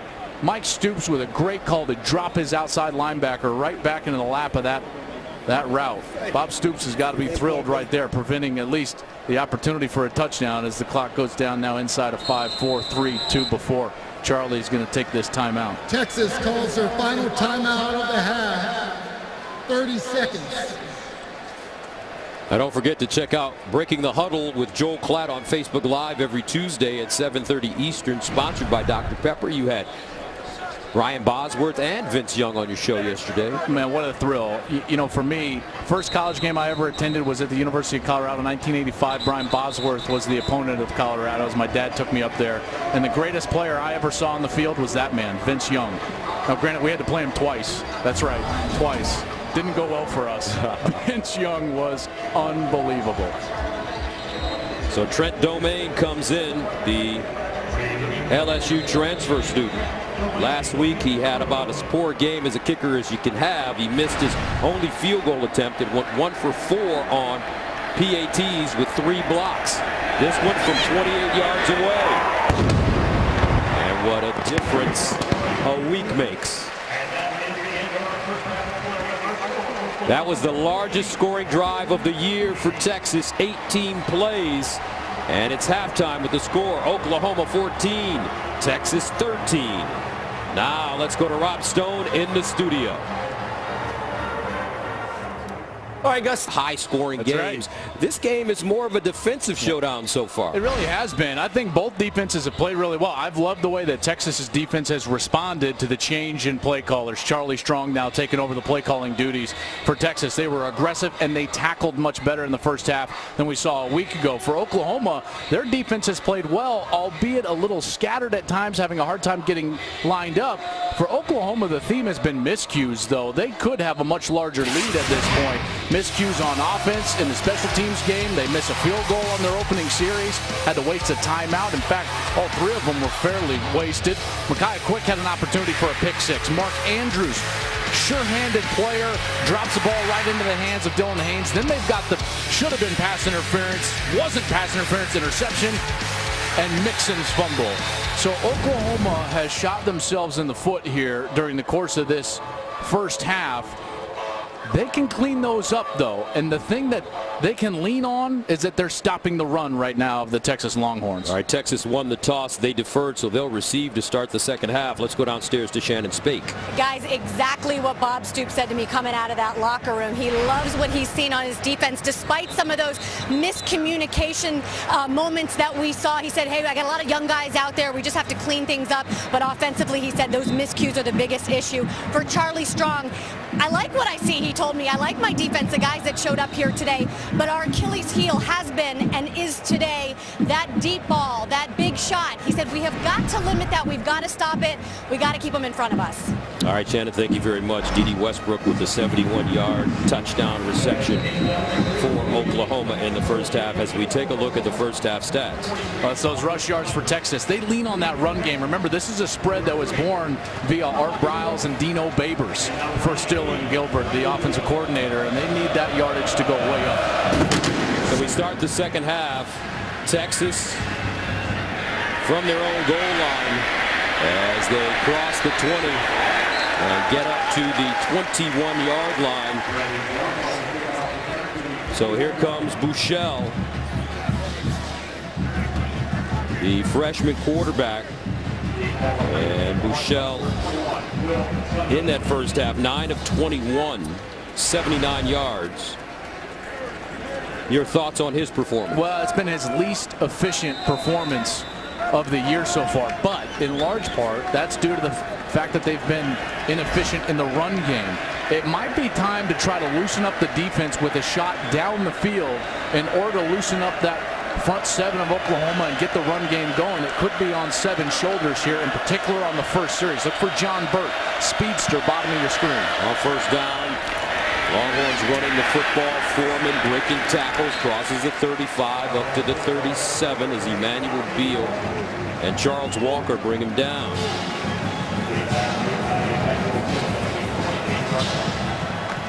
A gain of 7.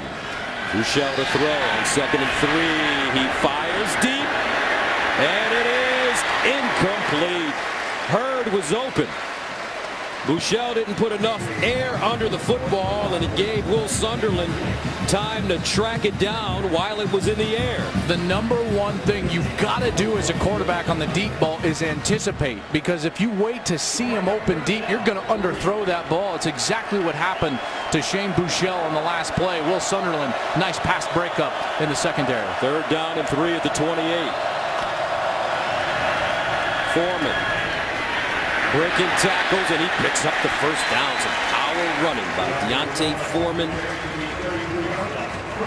who ran for 117 yards against Oklahoma last year, including a game-changing 81-yarder. And Capri Doucette had a shot there, but unable to get him down. Great run from Foreman to move the chains. First down, Foreman again, straight ahead. And Neville Gallimore tackles him from behind. Gallimore, very good player. Redshirt freshman. They say the sky is the limit for Neville Gallimore, who's very talented on the defensive line. Play fake, Buechele. Up the sideline, another receiver with a step. He dropped it in. Touchdown, Devin Duvernay.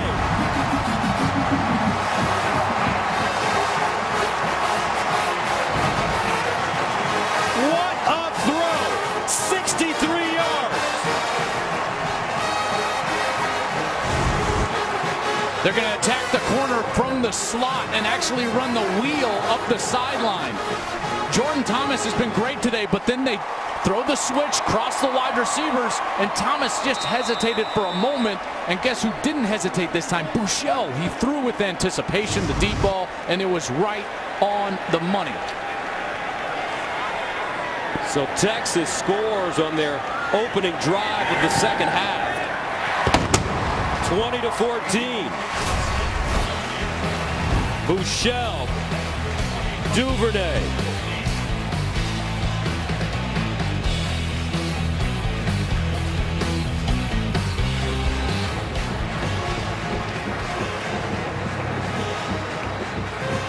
And We'll stay right here.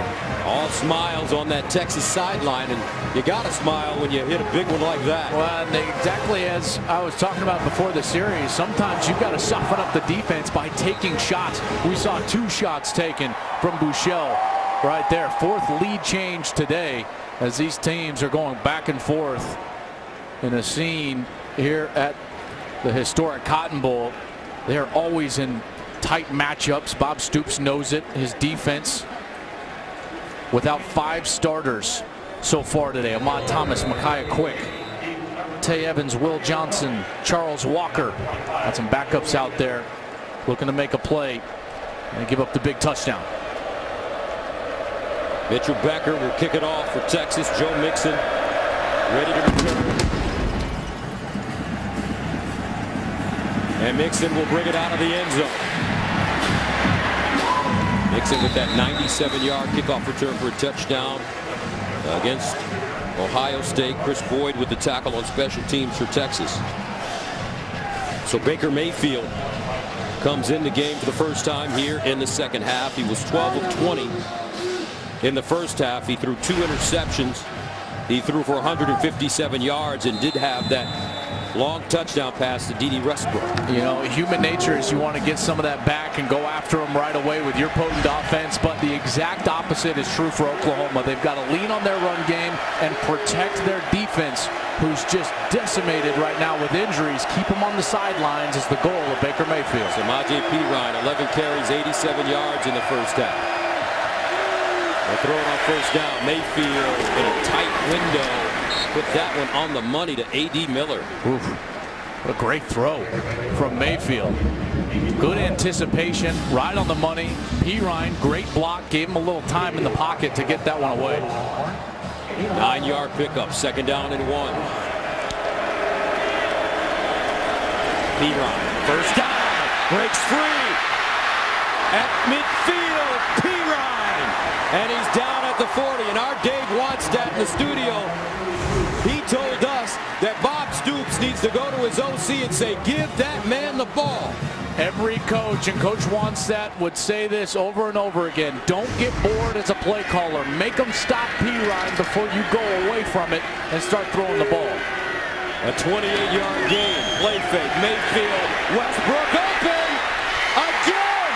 D.D. 42 yards.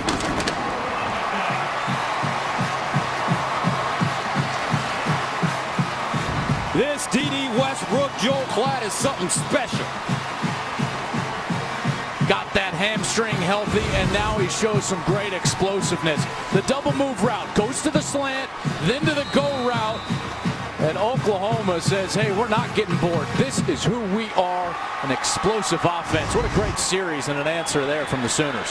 So the Sooners answer in 58 seconds. The big run by Samaje Perine. And then the 42-yard touchdown. Mayfield to Westbrook. The Red River Showdown starting to get heated here in. It's down the field. D.D. Westbrook, the last 2 games, 15 catches, 321 yards, and 4 touchdowns. Just goes to show you, healthy D.D. Westbrook is explosive. Oklahoma sends it away. And this one in the end zone for a touchback as Foreman will take a knee. What makes this kid so special? What makes him able to come in as a freshman at one of the most storied programs in the history of college football and lead? 2 things. 1 is his nature, and 2 is the simplicity of this offense. This offense, in its origination, was really a high school offense. It's very basic. Only a few route concepts, only a few run plays, not a lot of checks at the line of scrimmage. And then his nature, he's poised, he's got a terrific demeanor, he's decisive, he's a gym rat, loves to watch film, and the stage is not too big for him. Remember, Shane Buechele's father, Steve Buechele, was in the big leagues for quite a while. He's a bench coach for the Texas Rangers as we speak. He's been in big environments before. Foreman. And Foreman really starting to be effective running the football for this Texas team. Matt Romar makes the tackle, but he gains 7 yards on the play. Physical runs, carrying Sooners for 3-4 yards at a time. Second down and 3. Foreman again. Gobbled up by Obo. I think that's the coolest name, Obo. Obo Okoronkwo. Here he comes on the blitz. Mike Stoops dials it up, and he comes directly down the heel line. It's the heels of the offensive lineman. Runs right down the line of scrimmage for the tackle. Third down and 2 at the 33 for Texas. Quick strike, far side, caught, and a first down as Duvernay, again, who had the big touchdown in the last series, picks up 6 and a first down. Will Sunderland out there. He's a backup safety, forced into action. Remember, Ahmad Thomas out right now.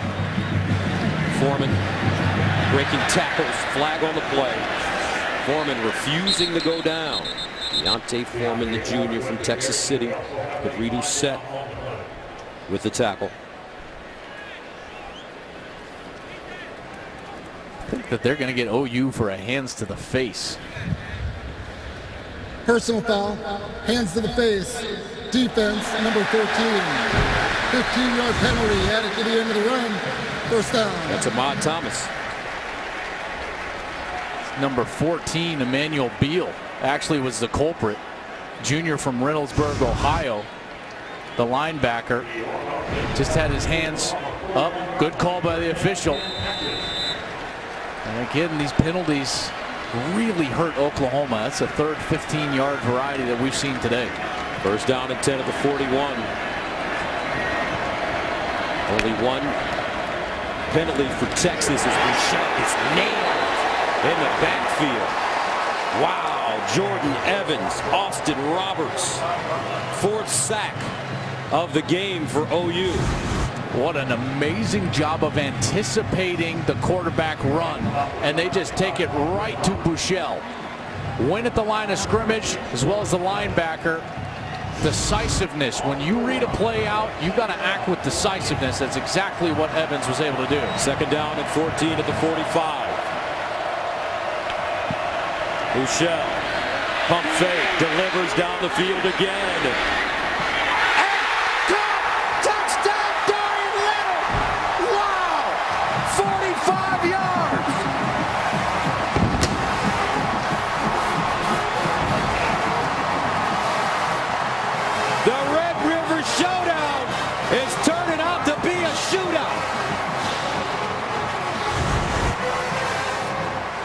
This is just a great catch. Jordan Thomas was right there, and Leonard just stole the ball from him. What great concentration from the junior. And as you mentioned, Joel Klatt, as Domain comes in to attempt the extra point.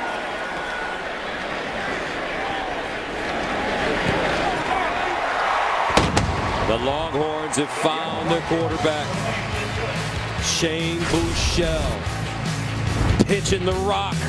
Texas back on top.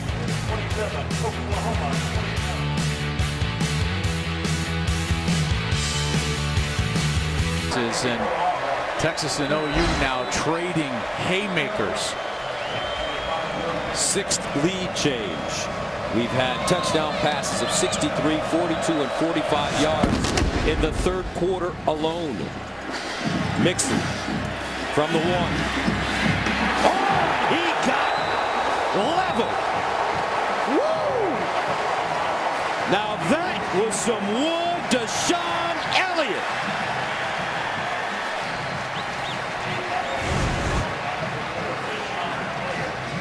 Wow.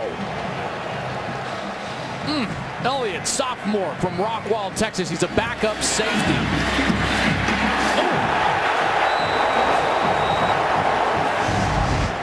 My goodness. Now that is how you tackle. First down and 10 at the 15 for Baker Mayfield. Perine, flag on the play. Perine taken down from behind. Nicely done. Kuda Ford, we've been mentioning his name all day.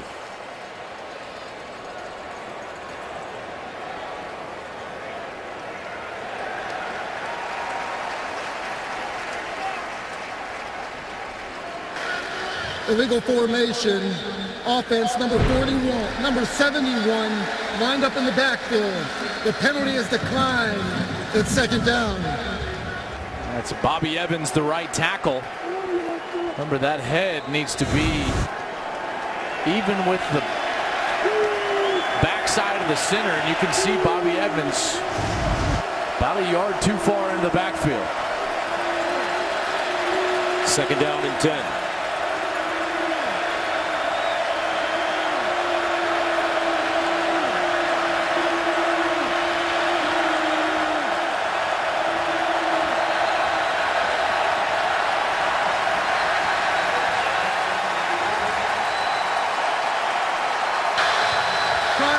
Expiration of the play clock. Oklahoma calls their first timeout of the half. We've seen this time and time and time again. Wasted timeouts from the Sooners.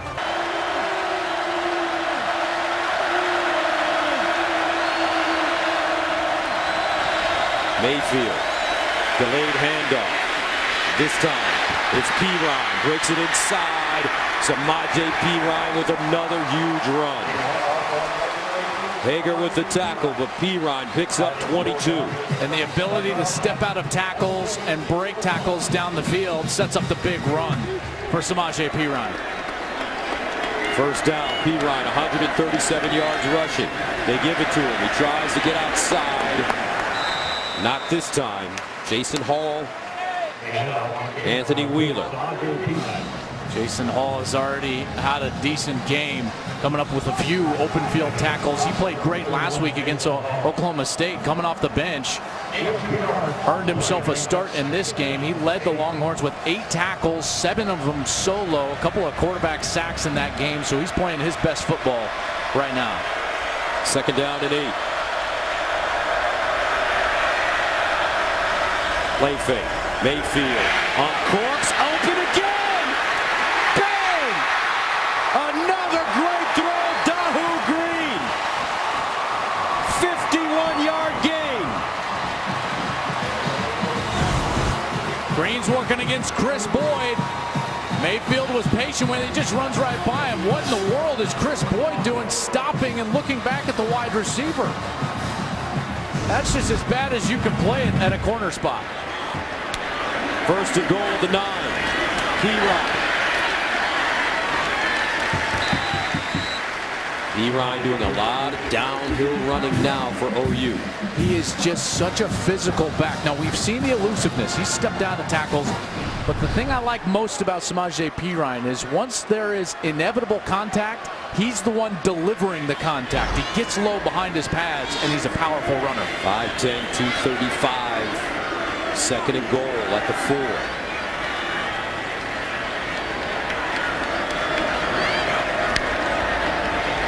Mayfield lobs it in the end zone, incomplete. Intended for Geno Lewis. Brings up third down and goal at the 4, but you're running the ball so well with Perine. He's got 2 opportunities. That reminds me of Pete Carroll and Marshawn Lynch in the Super Bowl. I couldn't agree with you more, Gus. And now Mayfield gets his foot, it looks like, stepped on late, by his left guard. That's Ben Powers, number 72, right on the top of his foot. Third down goal at the 4.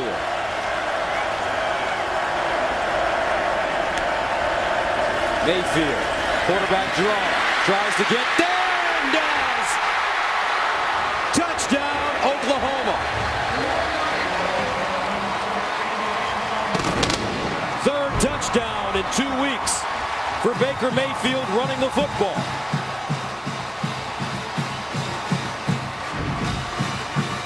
We haven't seen a lot of the quarterback design run, but we see it here.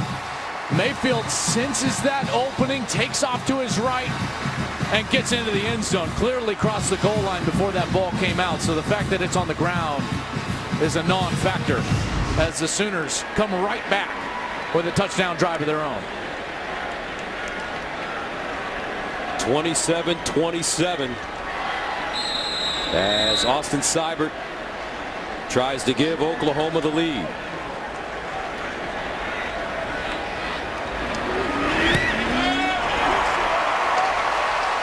And he does. The 7th lead change. 4 in the 3rd quarter.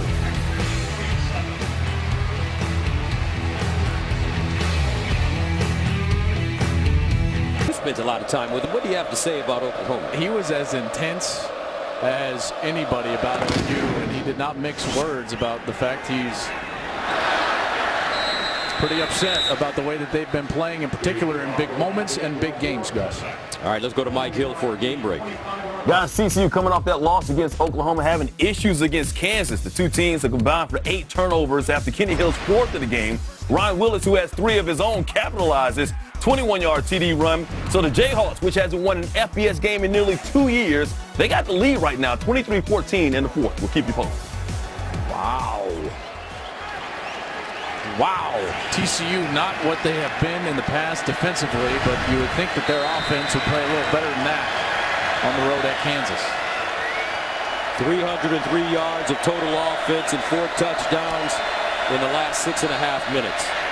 Here's Kyle Porter. Cuts it up. And DJ Ward grabs and brings him down after the gain of a few. Really good defense. You know, one of the great traits for defensive front 7 players, if you're a young football player, keep your shoulders parallel to the line of scrimmage. As soon as you turn them, you create seams in the defense. Ward did an excellent job there. 2nd down and 8. Rochelle. Sideline. And incomplete. That one in and out of the hands of John Burt. We've seen some fireworks down the field. I was expecting them today from John Burt. This guy is fast. Has a little bit of space here. Ball is on the money right at the face mask. Got to come up with that catch. Now presents a much more difficult 3rd down opportunity. Last week against TCU in these situations, 3rd and long, Mike Stoops, the defensive coordinator, brought a lot of pressure.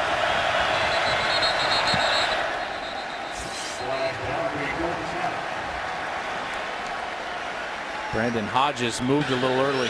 False start. Offense, number 58. 5-yard penalty. 3rd down. Hodges, a junior, 6'4", 310 pounds out at the right tackle spot. Just sits just a hair before that snap comes out and makes this even more of a precarious situation for the true freshman quarterback, Shane Buechele. Jake Oliver comes on the field late. 3rd down and 13 at the 22. Texas needs to go to their own 35 for a 1st down. Buechele. Handoff. Porter. And Porter will not get it. Good pursuit by the Oklahoma defense. Neville Gallimore, Obo, Jordan Evans, all in on the play. And that front 7 continues to play well. That has not been their problem defensively. Their problem is big in giving up those big plays down the field. Their rush defense has been terrific. 36 rushes today for Texas, averaging only 2.3 yards per rush. To Joe Mixon. Change field position here. Dixon. Mixon with the fair catch at the 24.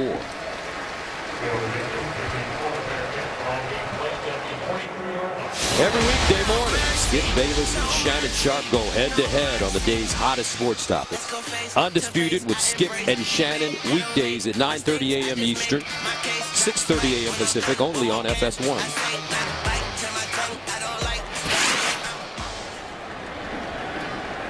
What a 3rd quarter. Our score was 14-13 at halftime. 28-27 now, 20th ranked Oklahoma with the lead and the football in the Red River Showdown. 1st down at their own 24.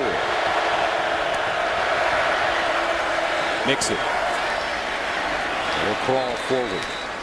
Get to the 30. Edwin Freeman grabbed his ankle. This defense has got to make a play somehow. You know, outside of the turnovers, they have not stopped Oklahoma most of the day. They've got to find a way to get that ball back. 2nd and 5. Mayfield to the sideline for Westbrook, goes up high. And it's a catch. How he kept his foot in bounds. Nobody knows. A 22-yard gain for Dede. He just held it in that left hand, pinned it against his shoulder going to the ground. Mixon. That was so smart of Oklahoma to get up to the line of scrimmage, because I thought that they would at least take a look at this, but they weren't able to get down in time and stop the game. Gets the foot down, and then the question is, did he control it through the ground? Look at it. He's pinned it against his shoulder, and it looks like he controlled it, but they weren't able to take a look because of the tempo of Oklahoma. That's a smart job by Baker Mayfield right there. 9 catches, 185 yards for Westbrook. Mayfield looking for him again. He's got it, and he's got speed. Watch out, Dede Westbrook again. 47 yards, his 3rd touchdown.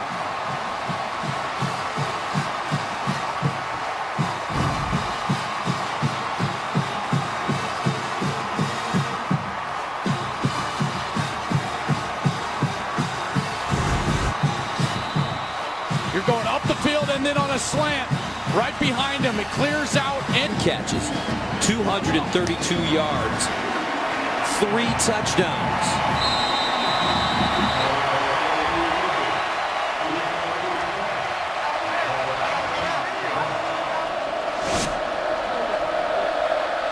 Seibert kicking it away to Amani Foreman.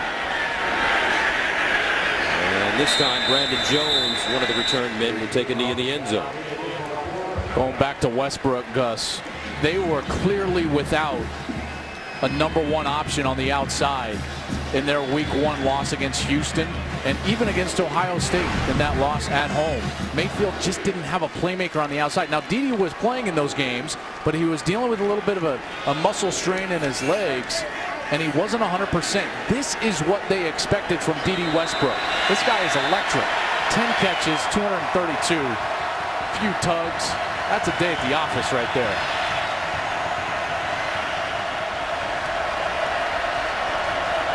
First down, Texas after 25. Buechele out wide at the 30-yard line, and it's caught by Hurd. Now they call it an incomplete pass. We've seen Buechele underthrow a few of those quick patterns under the outside, trying to get them all the way outside the numbers. Just trying to work a little bit too quick at the quarterback spot. 2nd and 10. Buechele looks the other side, taking his time, fires it, and caught at the 31. Nice catch by Amani Foreman. Offensive line giving Buechele a lot of time to throw the ball. Yeah, and he was patient, staying behind the line, not dedicated himself as a runner. And Foreman did a great job of working back to him, giving him a target, because again, you got to create these short yardage situations. And now the 18-wheeler package coming out for the Longhorns. Tyrone swoops. 3rd down and 4.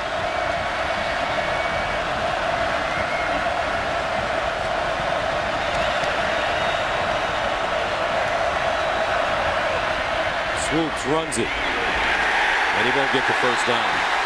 Questionable call on 3rd down and 4. I totally agree. Sterling Gilbert, remember, this is his first opportunity in a Red River showdown. Coming from Tulsa, they hired him in the off season, first season at Texas. It's a first opportunity for Shane Buechele in this game. The problem with that 18-wheeler package is they have shown zero ability to throw the ball out of it. And without that threat, the defense can sell out to stop the run, as Brandon Hodges, the right tackle, number 58, is the Longhorn down on the ground being attended to after that last snap. When you think about it, Swoops in his career has thrown for over 3,000 yards and 17 touchdowns. But nowadays, when he comes in the game, you just expect it to be a run, and the defense knows that as well. And there's only a few runs that they've actually shown. You know, it's either that full quarterback power look where everyone's leading for Tyrone Swoops, in particular over a tackle position, as Hodges is up now on his feet, getting helped off the field. Or they're going to run that zone read, which we saw on the last third down. But, you know, I certainly would think that having Buechele out there with that quick passing game, they've been open on the hitches and some of those out routes, that would have been the better option for Texas there on the last third down. Dixon punting from the 20, and Joe Mixon is back at his own 25.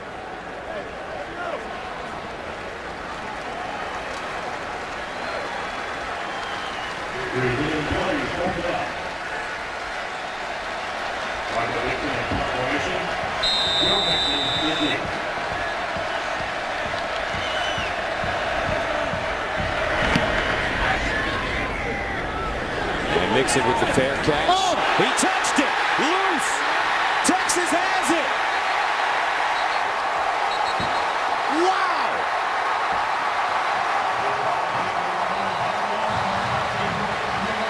On the field as the ball was muffed by the receiving team and recovered by the kickers. Because it was still a kick, it may not be advanced. It'll be Texas's ball, 1st and 10 at the spot of recovery.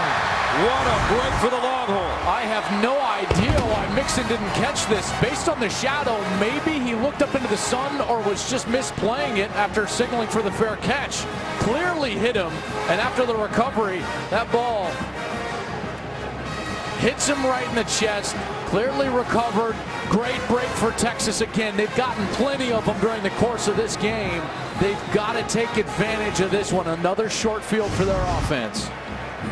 Chris Boyd with the recovery for UT. And now the Longhorns have it at the Oklahoma 23.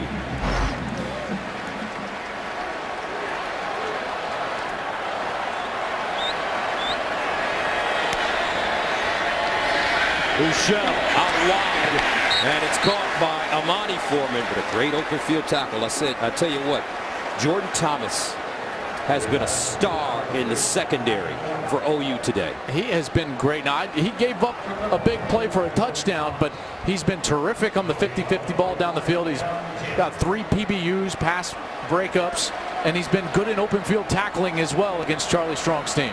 No gain, 2nd and 10. Foreman breaks it. Foreman still moving and goes down at the 15. Stephen Parker with the tackle for Oklahoma. Huge third down here. Gus, they got to go back to Foreman. 3rd down and 2. Foreman, 19 carries, 69 yards. Play fake. Buechele rolls, looks, fires. Intercepted. Will Sunderland.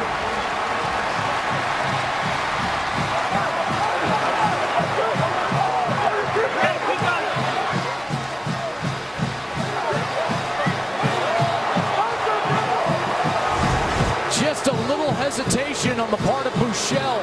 He's open right there, and then Sunderland closes the window as Armani Foreman's got to come back to the ball. They both went down with it. The initial signal is OU, but it's so hard to say exactly who had possession. Is that the defender completed the process of the catch first? It's an interception. 1st and 10, Oklahoma.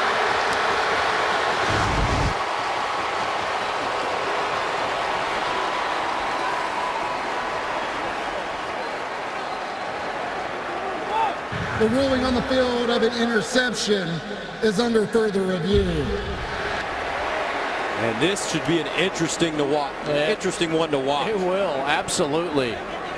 I mean, Sunderland, backup safety, sophomore, Midwest City, Oklahoma. He's played in 9 career games. And you see his Foreman's got to come back. And Sunderland gets to the ball first, but you feel like they both have some bit of possession. That's going to be so difficult to overturn. Again, call on the field becomes so important. I don't see anything that would change the ruling on the field.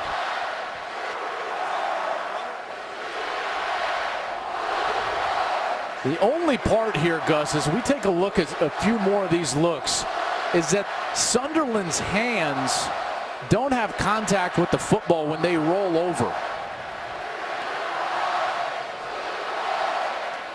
Now, I don't know if you would have enough to actually award the completion either. If they declare that Sunderland doesn't have possession, I don't think that you could declare that Foreman does have possession in bounds, which would then make it an incompletion. So a lot of things on the table here in this review.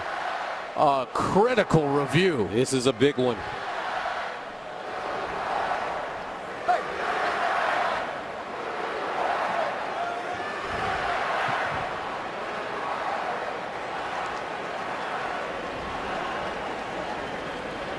The call on the field, I don't see enough for this to be overturned. At most, if you're going to overturn this call, Gus, the only way is incomplete. The ruling on the field of an interception stands. First down. That's exactly what they were thinking in the replay booth. Nothing there to change the call. And a huge break for Oklahoma. Will Sunderland play the game so far? What a crucial interception, as we've seen far too many turnovers from both of these teams so far today. 2 for Texas, 4 for Oklahoma. First interception of the day for Buechele. OU with the football. First down and 10. Mayfield handing it off. And they'll get to the 10-yard line as Perine is stopped by Paul Boyette. These are the moments when play-action pass are so effective, because you can tell the defense, the front seven, they are selling out to stop the run. With Perine and Mixon in the backfield, this is when you can get loose down the field. Watch Mark Andrews. And they'll hand it off to Mixon. And Mixon slashing through the Texas defense and picks up the first down.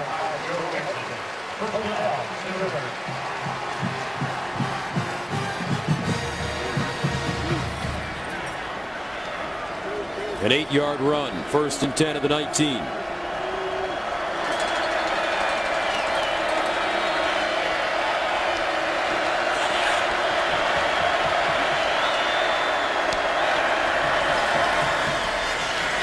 Another run for OU. Perine still on his feet. Samaje Perine over 100 yards rushing. 151 to be exact. And this offense is just churning it out. 530 plus yards of offense. They've snapped the ball 58 times. They've gained 9.2 yards per play in this ball game. Second and 6. Mayfield to Mixon. Well defended that time by Texas, as Hager and Poona Ford combined on the tackle. Gotta love what Paul Boyette is able to do. He didn't make the play, but he's in the backfield and he forces Mixon to jump cut before he wants to, and forces this longer third down scenario. Third down and 5 at the 24.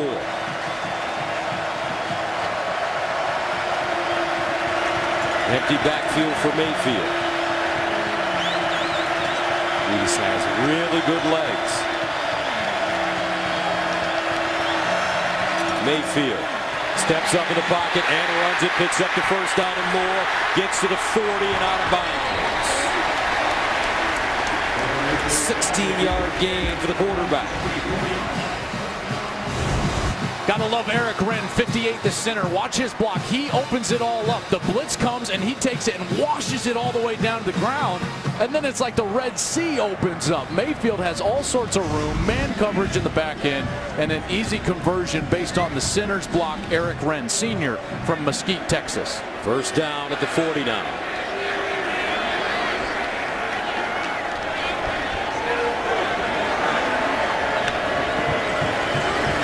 Perine.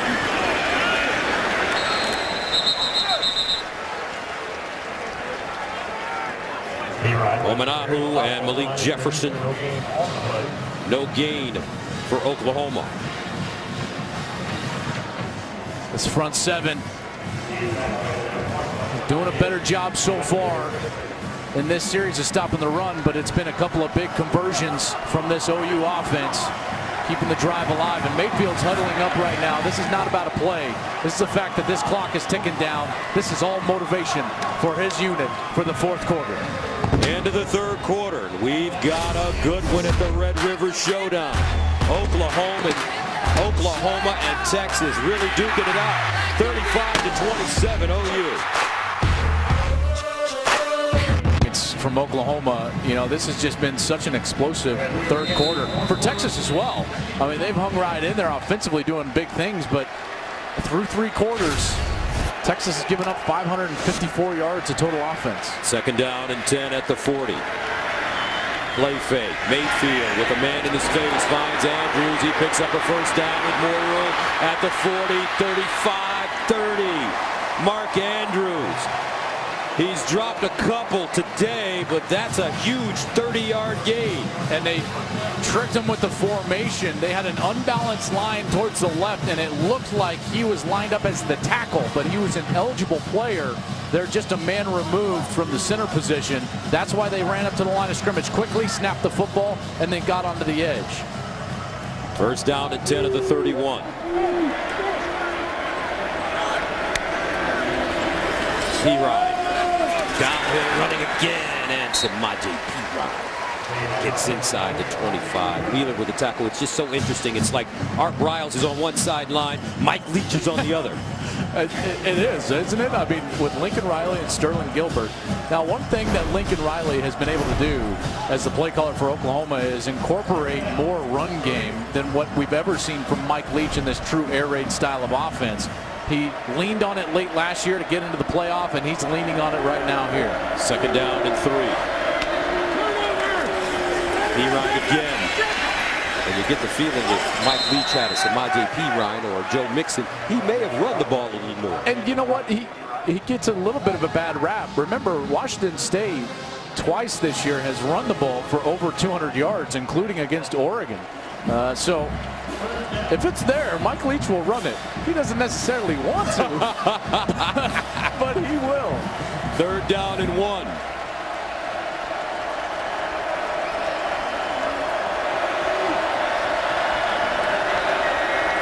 Perine straight ahead, and he gets it.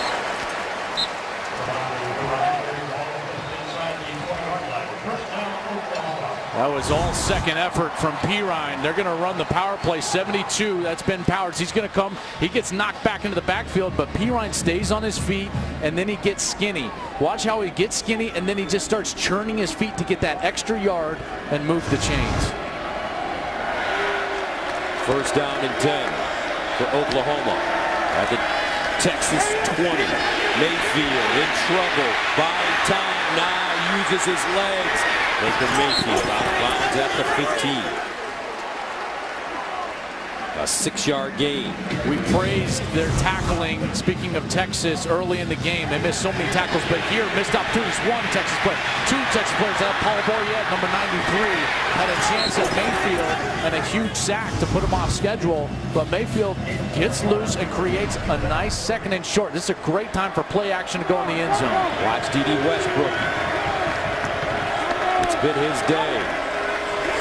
Mayfield hands it off. Perine heading to the end zone. Crashes forward and goes down at the 2. Samaje Perine.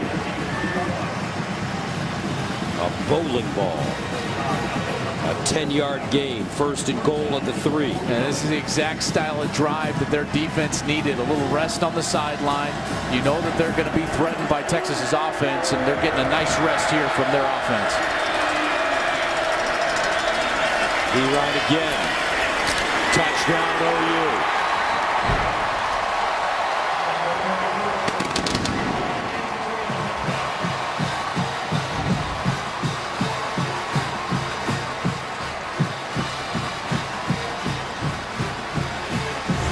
Charlie Strong is not used to seeing this. It's good old-fashioned under center from the quarterback. You almost never see that from Oklahoma. You pull the left guard Ben Powers, and get into the end zone. That is smash mouth, downhill, power football. Extra point good. 42-27 Oklahoma. Sooners with a back-breaking drive.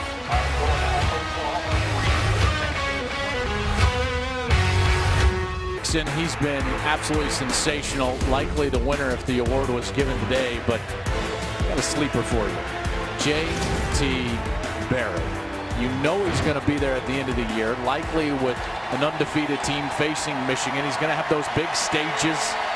He's been excellent so far.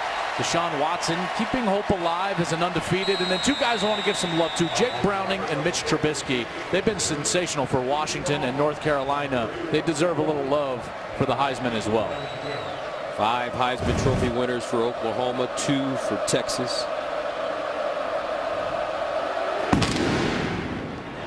This one short, picked up at the 22-yard line, and Texas gets it to the 33 before being knocked out of bounds. Let's go to Mike Hill for a game break.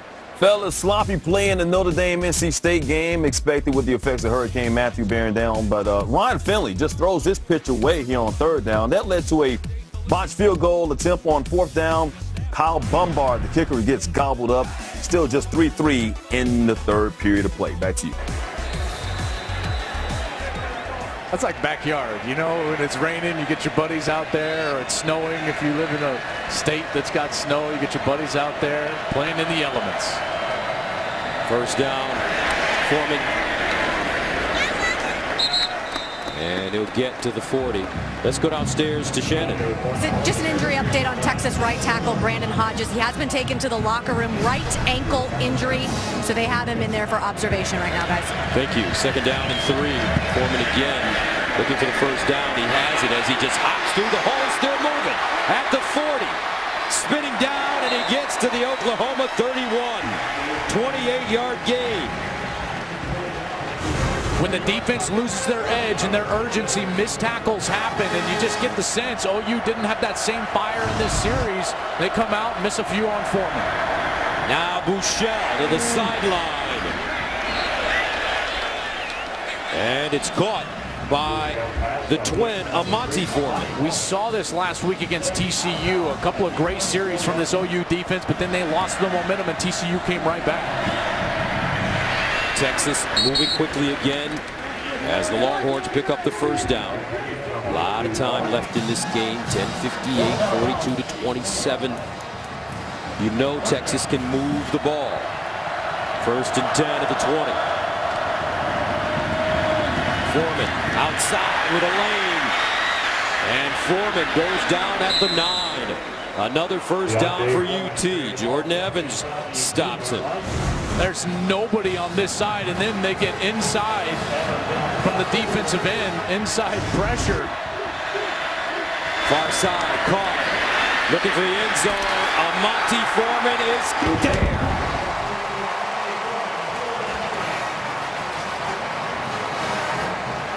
And Texas strikes quickly. What a drive from Texas. I mean, right down the field. That was hot knife through butter style of drive. OU put up 0 fight on that series, and Texas made them pay. Great run from Foreman. Excellent execution from Buechele. Domain in for the extra point. And it's good, with the big question for the Texas Longhorns. Can Charlie Strong's defense stop somebody? We'll see right after this. This is as good as there is. Showdown. Charlie Strong's offense striking quickly. 6 plays, 67 yards.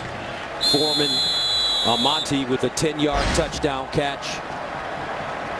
His twin brother, Deontay, 6 straight 100-yard games. Mixon back deep.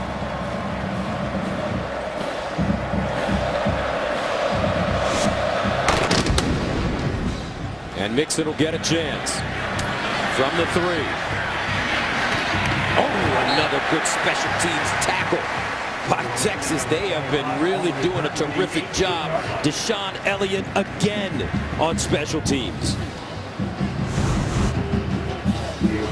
He has been flying down the field twice. He got Mixon earlier in the game right below the chin and does it again. Elliott's been tremendous on special teams coverage, and now it's really up to those guys. The offensive line for Oklahoma. 10:30 left. They had a nice long drive on their last possession. This is going to be a heavy dose of run from Oklahoma. And remember last week against TCU, after a big lead, Oklahoma fell asleep and allowed the Horned Frogs to get back into the game. They swing it out. Mixon. And Mixon taken down by Malik Jefferson. Really nice play from Malik Jefferson. Some misdirection, faking the run, and then getting the ball on the outside to a very dangerous athlete in Joe Mixon. But Jefferson was not fooled at all. This kid's a terrific player. Freshman All-American honors a year ago. Honorable mention All Big 12. Big 12 Defensive Freshman of the Year. Terrific talent. 2nd down and 9 at the 19 after the 1-yard pickup. P-Rhymes. Texas Tech. Swarming Longhorn defense led by Paul Goyette brings up 3rd down and long. I would expect Texas to pressure Baker Mayfield here. Charlie Strong with the defensive call as the crowd comes alive, and Mayfield's going to have to make a play. D.D. Westbrook, the receiver, at the top of your screen. He's been brilliant. 3rd down and 8.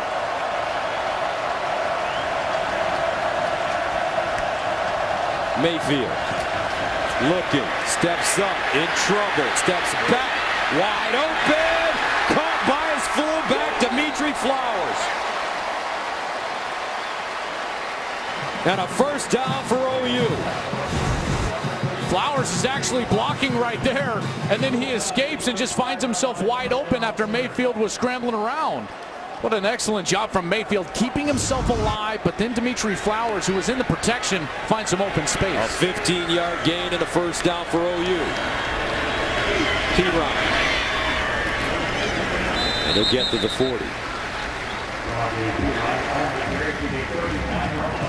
Just seems like every time Texas has 2 steps forward, they take a step back on 3rd down, and they allow a big conversion and the opportunity for Oklahoma to stay on the field. As looks like officials timeout for an injured player. This is Dimitri Flowers. He's a junior. He's one of their blocking backs. Kind of a fullback guy, chosen as All Big 12 honorable mention last year by the coaches in this league. In fact, talking with the coaches this week, they felt like Dimitri played as good as anyone, as well as anyone, on the offense last week against TCU. Doesn't have to have the football to make an impact. We saw it on the last play. He finds an open spot for a conversion. When you look at the Oklahoma roster, if you're a Texas fan, you say, what happened? Baker Mayfield's from Austin. Dimitri Flowers is from San Antonio. Samaje Perine is from Pflugerville. D.D. Westbrook is from Cameron, Texas. That's the nature of this state. Over half of FBS recruits, Division I recruits, come from really 4 states: Texas, Florida, Ohio, and California. There's going to be players from Texas littering the country. This is such a great state for high school football. So passionate about this sport. 2nd down and 6 at the 39. P-Ryan caught in the backfield, leans forward, gets back to the line of scrimmage. Omenahu, first man to him, the sophomore. Well, here's the next opportunity. They've had this chance before. Oklahoma is 6 of 10 on 3rd down so far today. Mayfield has been excellent. They have not gotten pressure to him. He's had lots of time on 3rd down. Can they get to him here? 3rd down and 5. Mayfield has not been sacked in this game.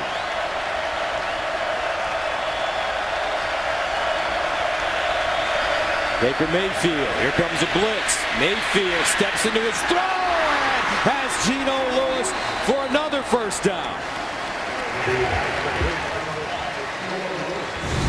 Just the slide in the pocket. Here comes Texas. They're going to come on the blitz. It looks like he's wide open. A great block from Orlando Brown, who screams down, gets hands on the linebacker, and he's the one that allowed Mayfield to slide out and find Geno Lewis for another third down conversion. They are now 7 of 11 today on third down. That time a gain of 14. First down and 10 at the Texas 46. P-Ryan. And he'll pick up 6 yards. Malcolm Roach with the tackle. Seems like every single time he touches the ball, it's 6 yards. It's exactly what he's been averaging, 6.5 on the day. 28 carries for P-Ryan. 6.6 per. Couple of touchdowns. Talk about a workhorse. 190 yards rushing for Samaje P-Ryan. 2nd and 5 at the 41.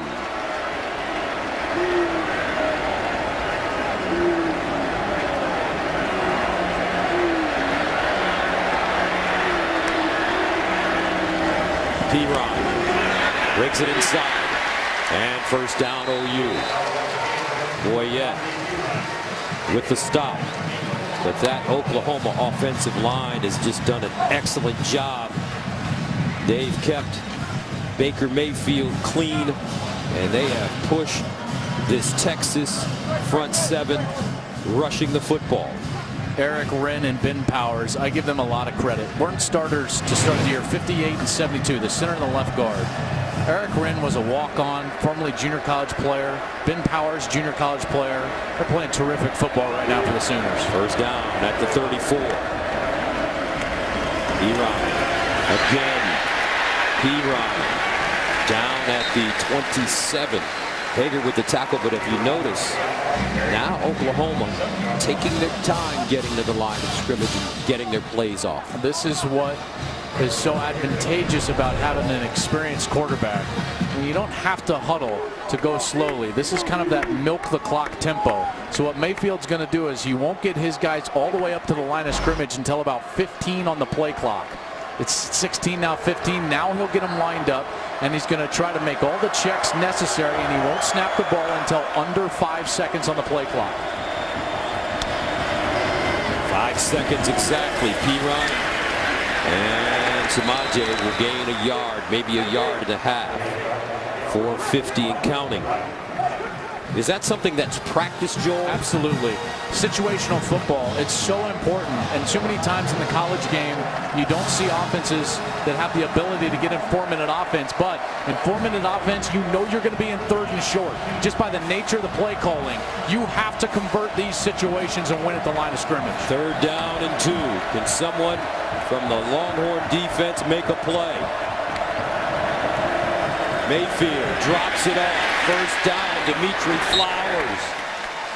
And right now, this Oklahoma offense just keeping Texas off balance. And Flowers with his 2nd third down catch of the drive. Now 8 of 12 on 3rd down in this game. Texas just cannot get off the field. Credit the play calling. Also the first down efficiency of the run game. How many times have we seen 3rd and short rather than 3rd and long for Oklahoma and Lincoln Riley? 12th play of the drive that started at the Oklahoma 18. They've converted 3 third downs on this drive. 1st and 10.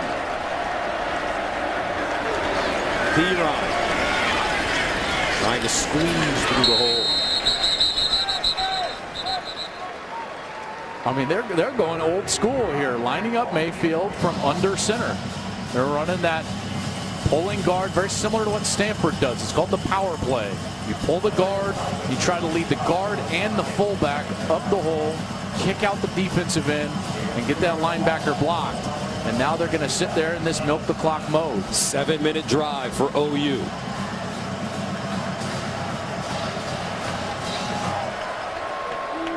Second and 7 at the 20.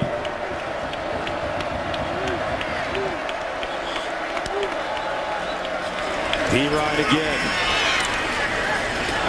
And a Helmet flying off. It's Perine, so he'll have to come out of the game. And now Mixon quickly steps on the field. Well, that's not the guy you want coming out of the game on 3rd and short. He's been so effective for him in that scenario. Texas is going to have to call a timeout. The Sooners are taking the air out of the ball in this drive, and it's been call 1-800-DIRECT-TV. The Cotton Bowl in Dallas, Texas. 92,000 plus in attendance for the Red River Showdown, and they have seen a show. 42-34 OU with the lead and the ball, faced with a 3rd down and 3. Joe Mixon in the backfield for Samaje Perine. They run the option. Quick pitch. He lost it. And Mayfield jumps on the ball.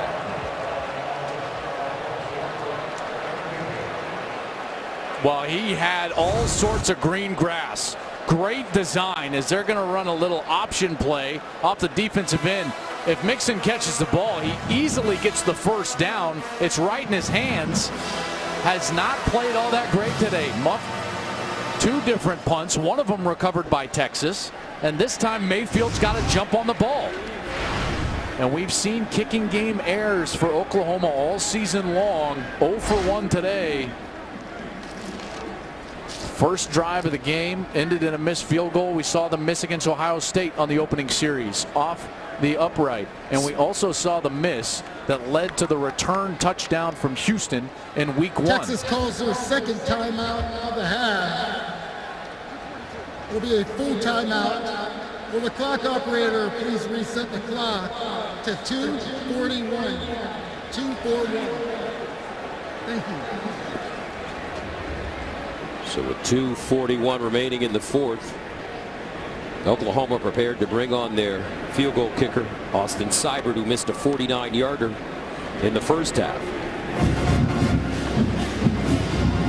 And in this huddle, on one side, you're going over all the details for Oklahoma. You're reminding all the offensive linemen just the little details of making sure they step down, seal off the inside gap, try to make sure that the snapper and holder understand, hey, just like any other kick. On the other side, Texas, they're talking about any and all fake possibilities. You just never know in this situation. Got to stay home.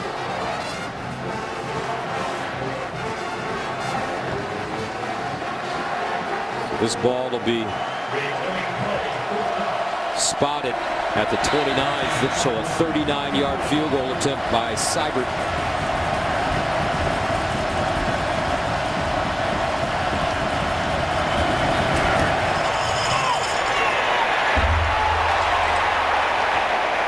And it's good. Wow. That one crawling over the crossbar. Off the upright again. Oh, Snyder in that Texas Tech matchup. Sooner fans know that the Sooners have been snake bit a little bit down in Lubbock over the years. Stoops is going to use a timeout before a kickoff. Oklahoma calls their 2nd timeout of the half. All right, while we'll stay here, let's quickly head to Los Angeles for a game break. All right, Gus, Kansas and TCU, final seconds. Jayhawks down 1. Matthew Wyman, 54-yard field goal attempt for the win. Wide right. So TCU escapes. Kansas still hasn't won an FBS game since November of 2014. Well, I guess a win's a win. Yes. That's what Gary Patterson will tell his club. On the road. On the road and in conference. And we were down talking with Gary last week, and he made sure to remind us even before the Oklahoma game, hey, going to Kansas has been tough for us. We've had tough games there. So he was looking ahead to that one even last week before facing these Sooners. Monty Foreman, the deep man line drive kick. They let it go through. It's picked up at the 9-yard line by Foreman. And Foreman turns the corner and gets out of bounds at the 31. So 2:30 to go, 4th quarter. Texas down 45-34 as Shane Buechele comes back on the field. And this is the guy they've been waiting for so long. Dimitri Flowers on the kickoff team was shaken up just a little bit as he gets helped off the field, but Buechele, he's the man. True freshman. Everyone was hoping he was going to pan out to be a great player, and he has panned out thus far in his career. Now's his time.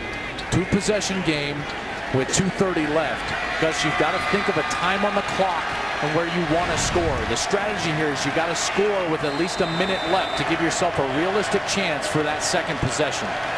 Texas with 1 timeout. Buechele, they run it. Foreman breaks free, and Foreman gets to midfield. Longhorns will get to the line of scrimmage quickly.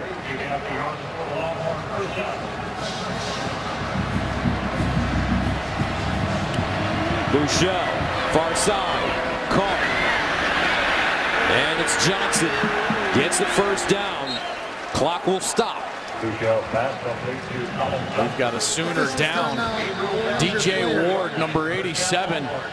Another Sooner down. Boy, this defense is just decimated right now. And we saw this exact strategy from Texas on the last series. They started out with a Foreman run. He got loose against Stoops' defense, and then it was immediately to that outside game. The quick throws to the outside, wide receiver screens, getting easy first downs and easy completions, and it's working so far on this drive as well.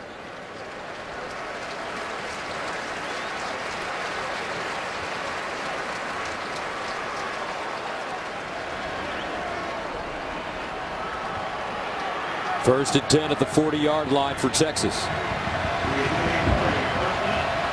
Wouldn't be surprised to see him go right back to Foreman here. And they do. Foreman trying to get through the hole and gets to the 35. The reason that's all of a sudden successful is Oklahoma has scared those deep balls, so they've got their safeties way back and deep. Not enough men up front to stop the run. Buechele, pump fake, looks downfield, throws a strike, and they get out of bounds. Nicely done by Jake Oliver. Oliver read it beautifully. They were trying to get a ball deep down the field as they faked the screen, but Oliver saw that the defense had sunk and just stopped right away. First down at 10 at the 22. Foreman hits the edge on his feet to the end zone. Touchdown. Just like that, Texas scores. 22 yards.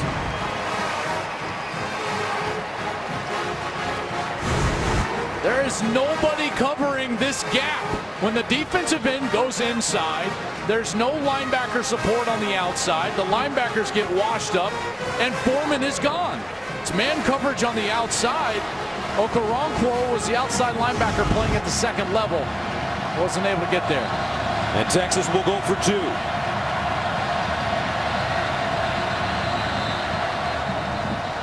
And a timeout called by Oklahoma. Oklahoma calls their third and final timeout of the game. 30 seconds.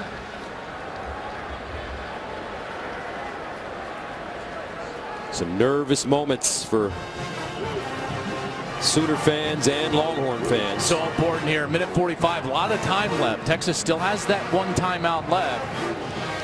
But this makes that next possession so critical, because you're either going to just be sitting there with a field goal to tie it, or you're going to have to get all the way into the end zone. It's 2-point conversion, these 2-point plays. Offensively, I'm always a fan of getting the quarterback on the move, getting him outside of the pocket. It gives him a run-pass option, and it forces the defense to flow and choose and declare where they're heading. A lot of times you'll see a throw back to the left side, but they are lined up on the left center of the field. We'll see if they move Buechele outside of the pocket. Trips at the bottom of your screen. Buechele with Kyle Porter in the backfield. Buechele, play fake, looks in the end zone, incomplete. That one thrown high, intended for Dorian Leonard. 1:45 to play, an onside kick coming up. Mid-edition and play 4 days early. 45-40 OU, a minute and 45 remaining. Onside kick coming up for Texas. The Longhorns do have a timeout.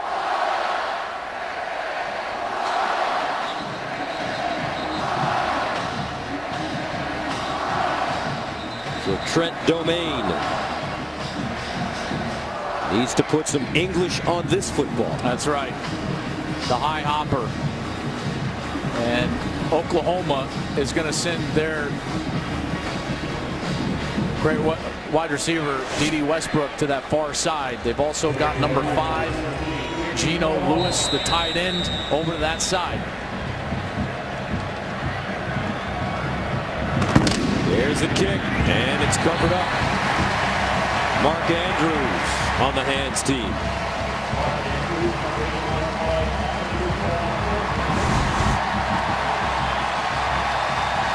Really aggressive from Andrews. Almost like a third baseman in baseball. He didn't allow that football to take a second hop. He went out there and caught it in the air. Excellent job from Mark Andrews. And now offensively, with one timeout for Texas, it's 1 first down and ball game for the Sooners. In this game, 1,102 combined yards and 11 touchdowns.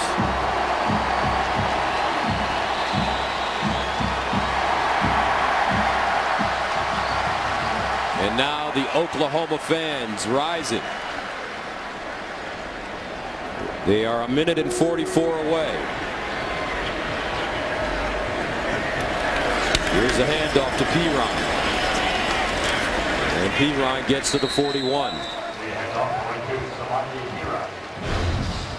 Let's take a look at our Dickies performance of the game, and it goes to D.D. Westbrook. D.D. Westbrook, 10 catches, 232 yards, 3 touchdowns. Those 232 yards, a Sooner single game record. I couldn't just give it to one guy, Gus. I had to give some love to Samaje Perine as well. This dude was a workhorse today. 34 carries, 211 yards, over 6 a pop, 2 touchdowns. He's been terrific, and a large reason why has been this man. And we've seen him down a couple of times. Dimitri Flowers, number 36, who's being attended to. Charge for their final timeout. However, Texas declines the option for a 10-second runoff as this injury occurred with a running clock. The clock will start on the snap. So Texas had called the timeout, but because of the injury, under 1 minute, there will be no 10-second runoff. The clock will start on the ready for play. That's right. Reggie Smith just clarifying 10-second subtraction runoff only applies in under a minute, but now Charlie saves that timeout. That's critical, obviously, forcing Oklahoma to make a first down as Dimitri Flowers. I mean, this guy, he's got 2 third down catches and big conversions. He's been so good today. He has left it all on the field in this Red River Showdown. And I think we did a good job today, partner. We didn't say shootout. We didn't say rivalry. Texas will not call a timeout. The clock will start on the ready for play. Well, that's, you're a professional. You're showing discipline. You're a professional. Like a great running back. You show great patience. Too physical for me. This guy's a great running back. Samaje Perine.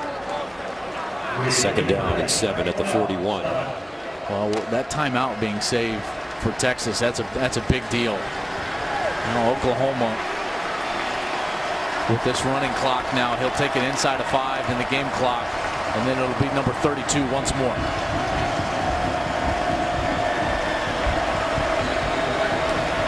Perine.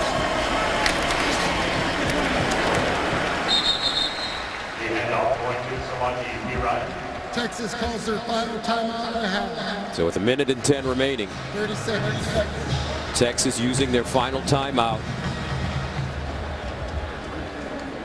Well, here's the question. At 1 minute 10 to the field. I think that's a smart move.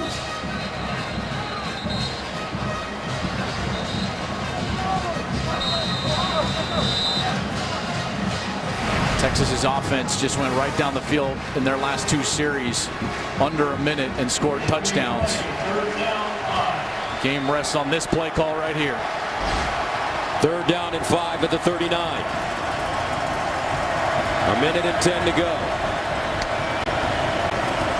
Play fake. Mayfield wants to run it. Almost lost it. He lost it. Who's got it?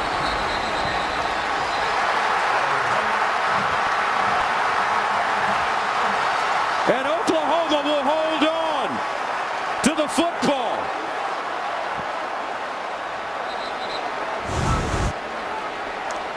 My goodness. A terrible mistake from Mayfield. No reason to fight for extra yardage there. Just got to go down and secure the ball. He is so fortunate. Oklahoma's going to take this delay of game that's about to happen before their punt. And I believe it was... Offense, 5-yard penalty, 4th down. And I think it was Bobby Evans, the redshirt freshman, who recovered that football. You're right, 71. Unbelievable. Texas had an opportunity at it. It went right by number 97, Chris Nelson, who had the real good look at it. Just went by his left leg. And Bobby Evans comes up with the ball. Unbelievable. The clock will start on the snap. So Texas with life. As the Oklahoma punt team comes on the field. Texas has got to sell out to try to block this kick. As Jerry Garcia would say, the Longhorns need a miracle. Cyber gets it away. And fair caught at the 10. 17 seconds remaining for this young man, Shane Buechele. No timeouts. He needs a touchdown. How do you do it? You got to throw the ball down the field, and you've got to go to John Burt at this point. He's your track champion. I think he's the only guy in this situation that can possibly get behind the defense. The safeties for Oklahoma should not be closer than 25 yards at the snap of the ball. There would be no reason for that.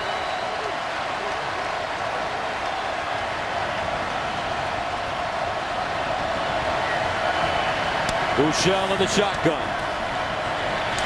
Bounces out of the pocket, throws to the sideline, and incomplete. That one out of bounds. Monty Foreman, closest man to the ball. John Burt not in the game. So they've got Dorian Leonard, 6'4", 200 pounds. Got Colin Johnson on the field, along with Jake Oliver.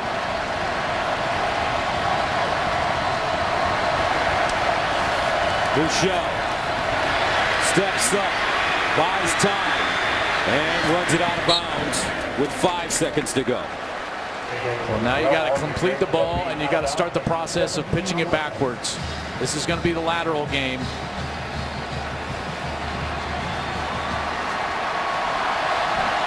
Final play of the game.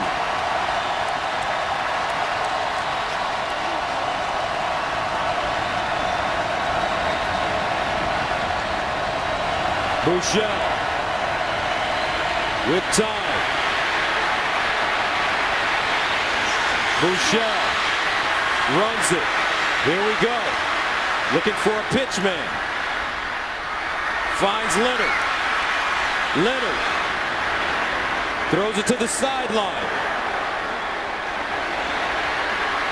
They throw it back. Leonard. Keep away. They throw it across the field. Hurd, and he's taken down by Jordan Thomas. And that's it. Oklahoma holds on.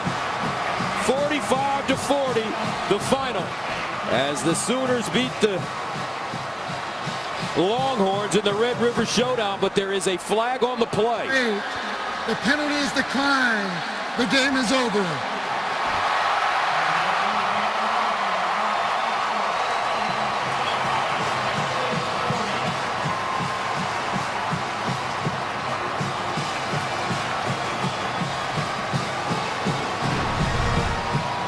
Fifth win versus Texas in the last 7 meetings.